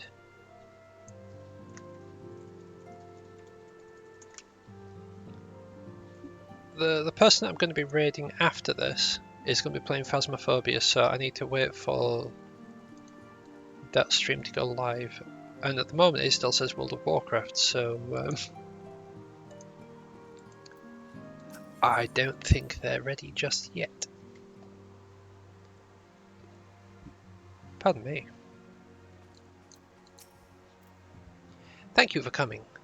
The world shifts and alters, and we, my friend, must be ever one step ahead of the chaos.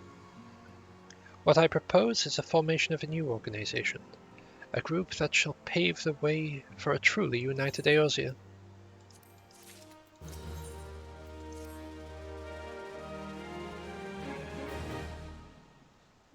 Pray forgive me if I tread over old ground, but I would first speak of the grand plan. Since the advent of the 7th Astral Era, the leaders of the three nations have been deliberating over an accord that seeks to bring the disparate forces of Eorzea together into a single entity. A realm-wide grand company, if you will. The military might of such an institution would be drawn from every corner of the land and directed against the threats that no single nation could ever hope to overcome alone. Yet, while the purpose of this hypothetical organization is disputed, the logistics of its formation have become the source of an endless debate. The longer these discussions continue, the more sense the impetuous... the more I sense the impetus toward unification draining away. Thus, I have been campaigning for the creation of what might be considered a trial company. It will be on a much smaller scale than we hope to eventually achieve, but capable of the same manner of unrestricted operation accorded the Scions. It is my hope that successful utilization of such force will lend momentum to the lagging deliberations.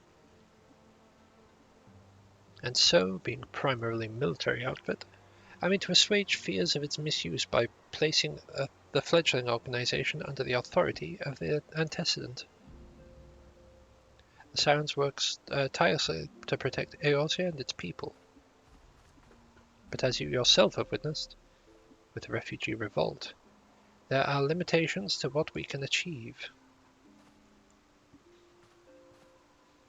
With this new company under the Scions command, however, we will be capable of responding to a wider range of difficulties without straining our resources or overtaxing your formidable talents. The goals of my proposed organization and those of the Scions are ultimately identical, a point conceded by all concerned. But before I can move forward with the establishing this precursor of the true border-spanning Grand Company, it is yet necessary that I visit the three leaders to gain their official approval. A tiresome and time-consuming task, which is why I would ask that you accompany me on this journey and attend to the business of recruiting our...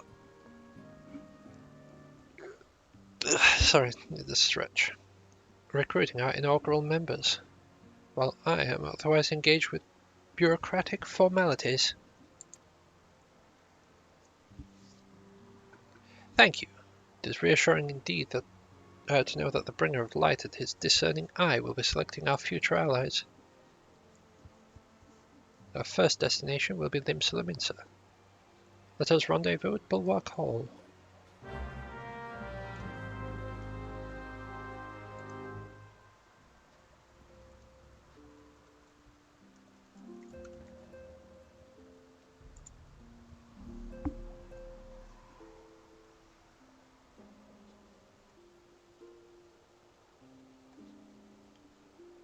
Oh. The game's updated to Phasmophobia. That's good news. Yeah, well, whilst we're waiting for that, so I don't end up like getting stuck in a thing. Whilst we're waiting for them to go live, we'll just collect the last of our extreme quests. That's Sadio's Mount, I believe. And one which I hope to get on this character too.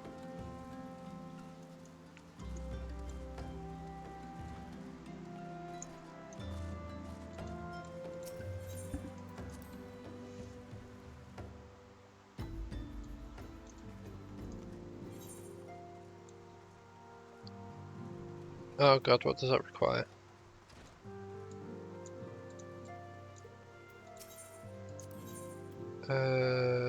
Requirement Bowl of Embers hard.